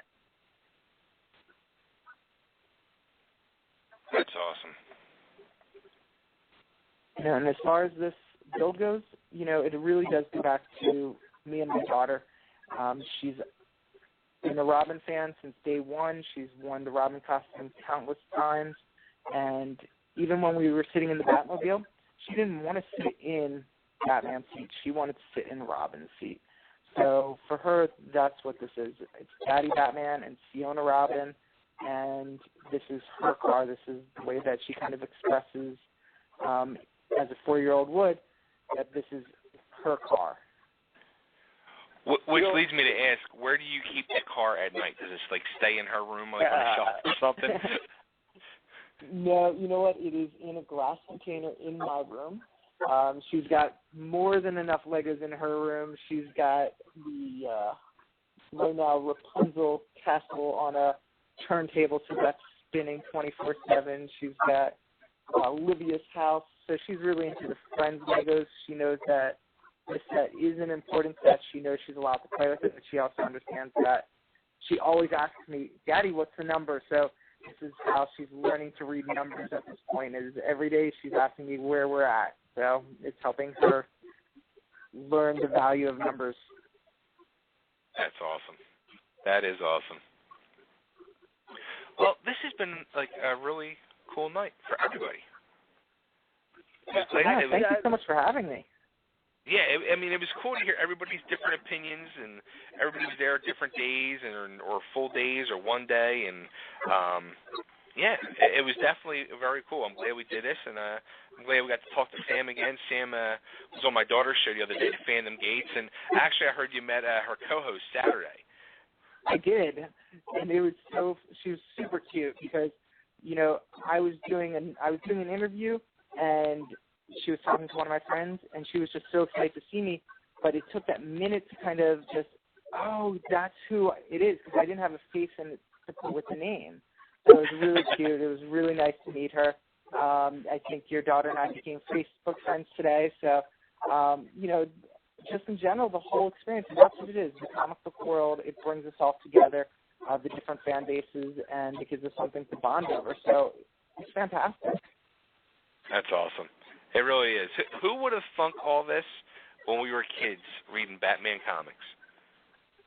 You know, I was just going to say something like that because, you know, I have a 12-year-old daughter as well, and, like, how awesome is it that Stephanie Brown exists? That we can still, father and daughter, have a Batman and Robin. That's awesome. That's it. You know, the fact that for me, you know, my daughter has blonde hair and Stephanie has blonde hair, she just loves it. It eats it up. So it allows her to, you know, more than just cross-play or wear a boy's costume. She has her own Robin that she can be. And I can't wait to be able to pull out my collection. That was a comic from, you know, day one. I collected Robin. When Robin, you know, when they introduced the Tim Drake character, I was 13 or 14, right around the same age that he was. When he was getting his license, I was getting my license, and then they introduced Stephanie Brown as a spoiler. And so as she gets older, I'll be able to pull out those comics, you know, mint and bag, and whether she destroys them or not, she'll at least enjoy them, and that's what it's all about. Yeah, that's an interesting question, too. Let me ask, being that we've all been comic book collectors, whether still currently or at some point in life, when did you guys, or have you guys yet, turned over the collection to the young ones? And I'll start with you, Nick. When I die. How about you, Moondog? Or locked away in my fortress of solitude. How about you, Sam?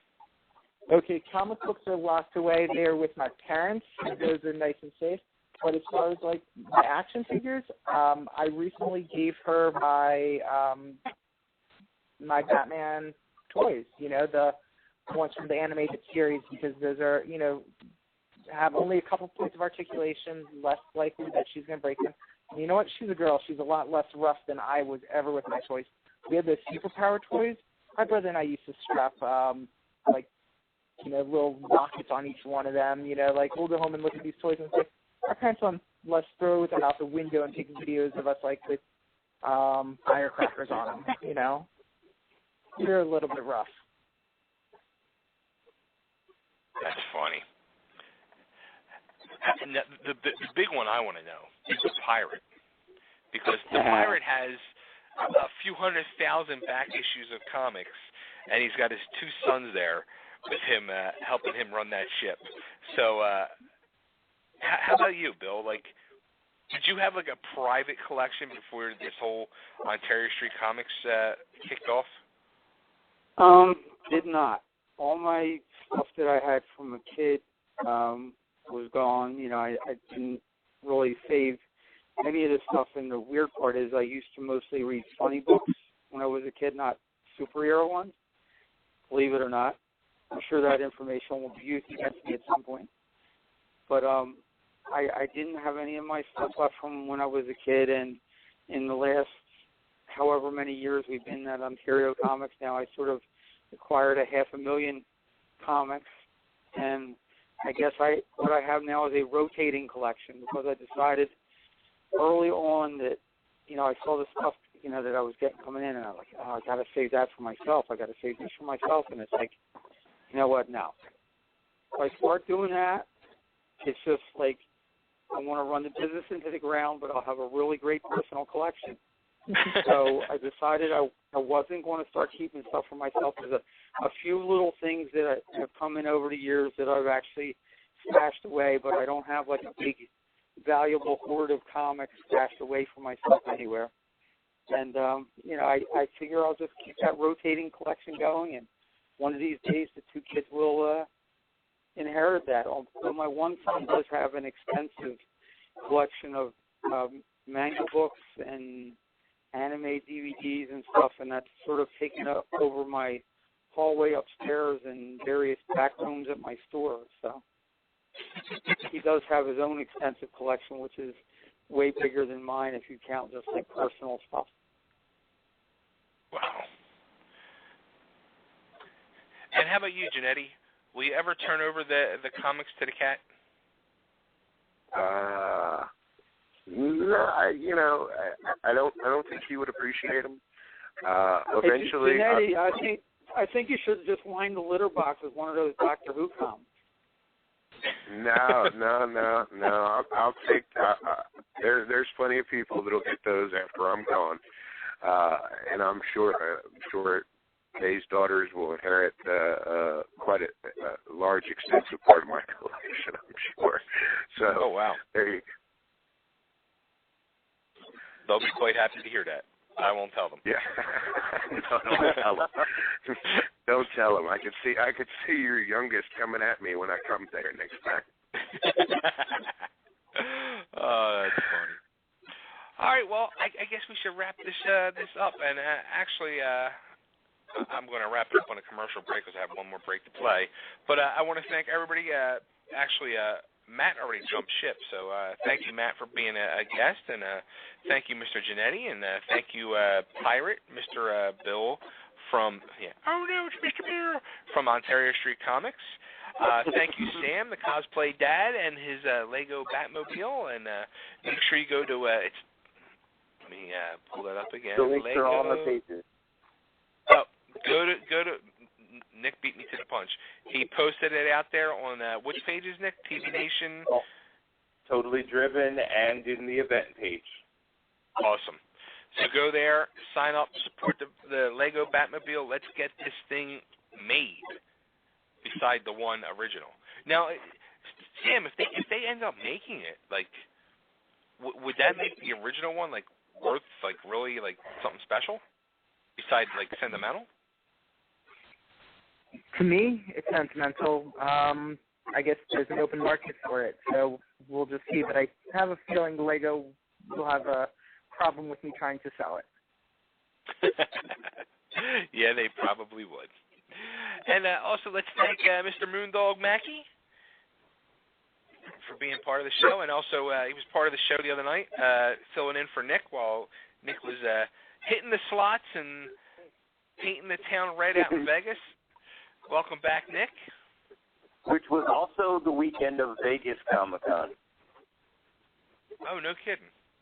Yeah, but theirs is like a strict comic book convention, like no celebrities, nothing like that. Oh, okay.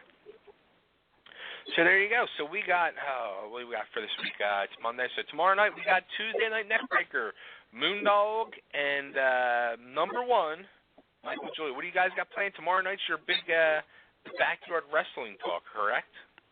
Yeah, the whole show is going to be devoted to the backyard wrestling scene of the 90s, our little goofy promotion, where we had Blue Meanie and Mikey Ripwreck, among others, kind of step foot into the ring that we rented from Larry Sharp.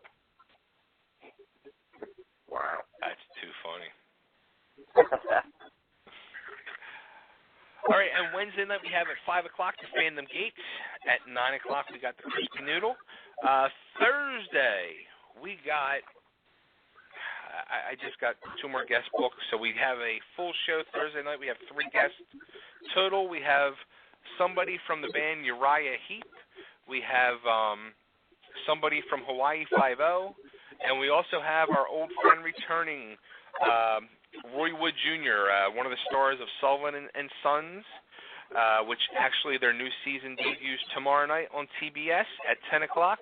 And it's a doubleheader tomorrow night. And actually, on the opening episode of the new season, Mr. Chow will be on from Hangover. What's his name? Ken Jeong or something? So yeah. So check that out. And Friday, the Captain's Comic Cast. And then Sunday. What do you got playing on Sunday, Nick? Sunday, I know you're going to be on vacation, and we're going to come back. We're going to be talking about True Blood because that started this weekend, and it started off pretty crazy. And I'll tell you what, it's awesome. Yeah, man, it was something else, dude. But we had a lot of good TV this week. Rectify came back, Franken Foods. I want to talk about the Continuum finale, just so much stuff that we're going to talk about. And then directly after that show, we're going to be doing our I'm going to play the Marvel Phase 2 update that didn't get to play on Sunday because, I didn't pay enough attention to my laptop or whatever. But absolutely, man, it's going to be awesome. I have so much stuff to talk about as far as TV goes this week. Awesome. And plenty of news for the news. And I'll be down the shore, probably snoring by that time. But, all right, everybody, thanks for tuning in. It's been a great night of Totally Driven Entertainment. And, stay driven. And here's a commercial to end out on. This is Bay Ragney of Totally Driven Radio and Entertainment for Vidian Chrysler Dodge Jeep Ram of Newtown Square, Pennsylvania. Are you looking to buy a new car or replace your current vehicle? Or are you looking for a dealership that's just going to give you the exceptional service you deserve? You've come to the right place. Vidian. That's right, Vidian has been serving the Delaware Valley with new and used Chrysler, Jeeps, and Dodge cars since 1954. That's 60 years of service. With such customers as Philadelphia Eagles Jason Kelsey, Sixers coach Brett Brown, plus former Eagle and the Jeep Genie himself, Hollis Thomas. Vidian's also partnered and provides the official vehicles for the Cole Hamels Foundation. Not only all that, but I myself, Bay Ragney, am a customer as well. I just purchased last week a 2014 Dodge Charger RT from Vidian. Vidian also works very close with all the first responders, police, fire, EMT, and all branches of the military. Vidian has a huge selection of new inventory and close to 100 pre-owned vehicles in stock to choose from. Vidian is totally driven to earn your business and give you the best deals on your car purchase. So go to Vidian.com to see their inventory or any information on all the sales they offer. Plus, you can just stop into their showroom at 4951 Westchester Pike in Newtown Square, Pennsylvania. Remember, if you want to get driven and stay driven, do it with Vidian. Don't forget TV Nation. We are live every Sunday night at 9 p.m. Eastern. We are watching. Listen. Do you hear that? That is peace, relaxation. And what is the best way to experience that? Let's Go Vacations. Let's Go Vacation Travel Agency can get you to all those hot spots in the country. Florida, Vegas, Arizona, California, but also anywhere in the world. Whether you take a Disney cruise, Funjet vacation, or a Carnival cruise, let Let's Go Vacations get you there. Call us at 407-796-2637. That's 407-796-2637. Ask for Steve Rearman, your Disney destination specialist. Go to our website, www.llcletsgo.com, or like us on Facebook for more info. So what are you waiting for? Let's Go Vacations. Let's Go Vacations is a Florida seller of travel number T157917. Remember, Let's Go Vacations. Wherever you want to go, we'll book you there.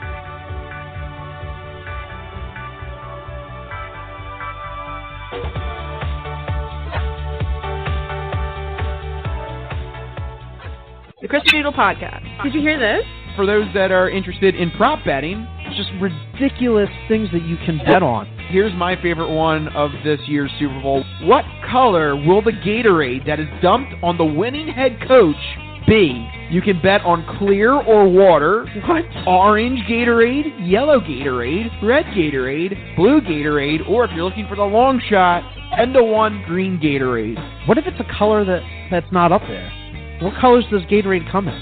I think those are it. I don't Are you sure? There's not a brown one. That's kind of nasty. The worst Gatorade drink ever. Chocolate Gatorade. That sounds awful. Makes you want to work out and eat dessert at the same time. Brown Gatorade. Chocolate Gatorade. Chocolate. Coming. Chocolate. Chocolate. And then there's dark chocolate. Milk chocolate. Milk chocolate. Hot chocolate. Check out thecrispynoodle.com.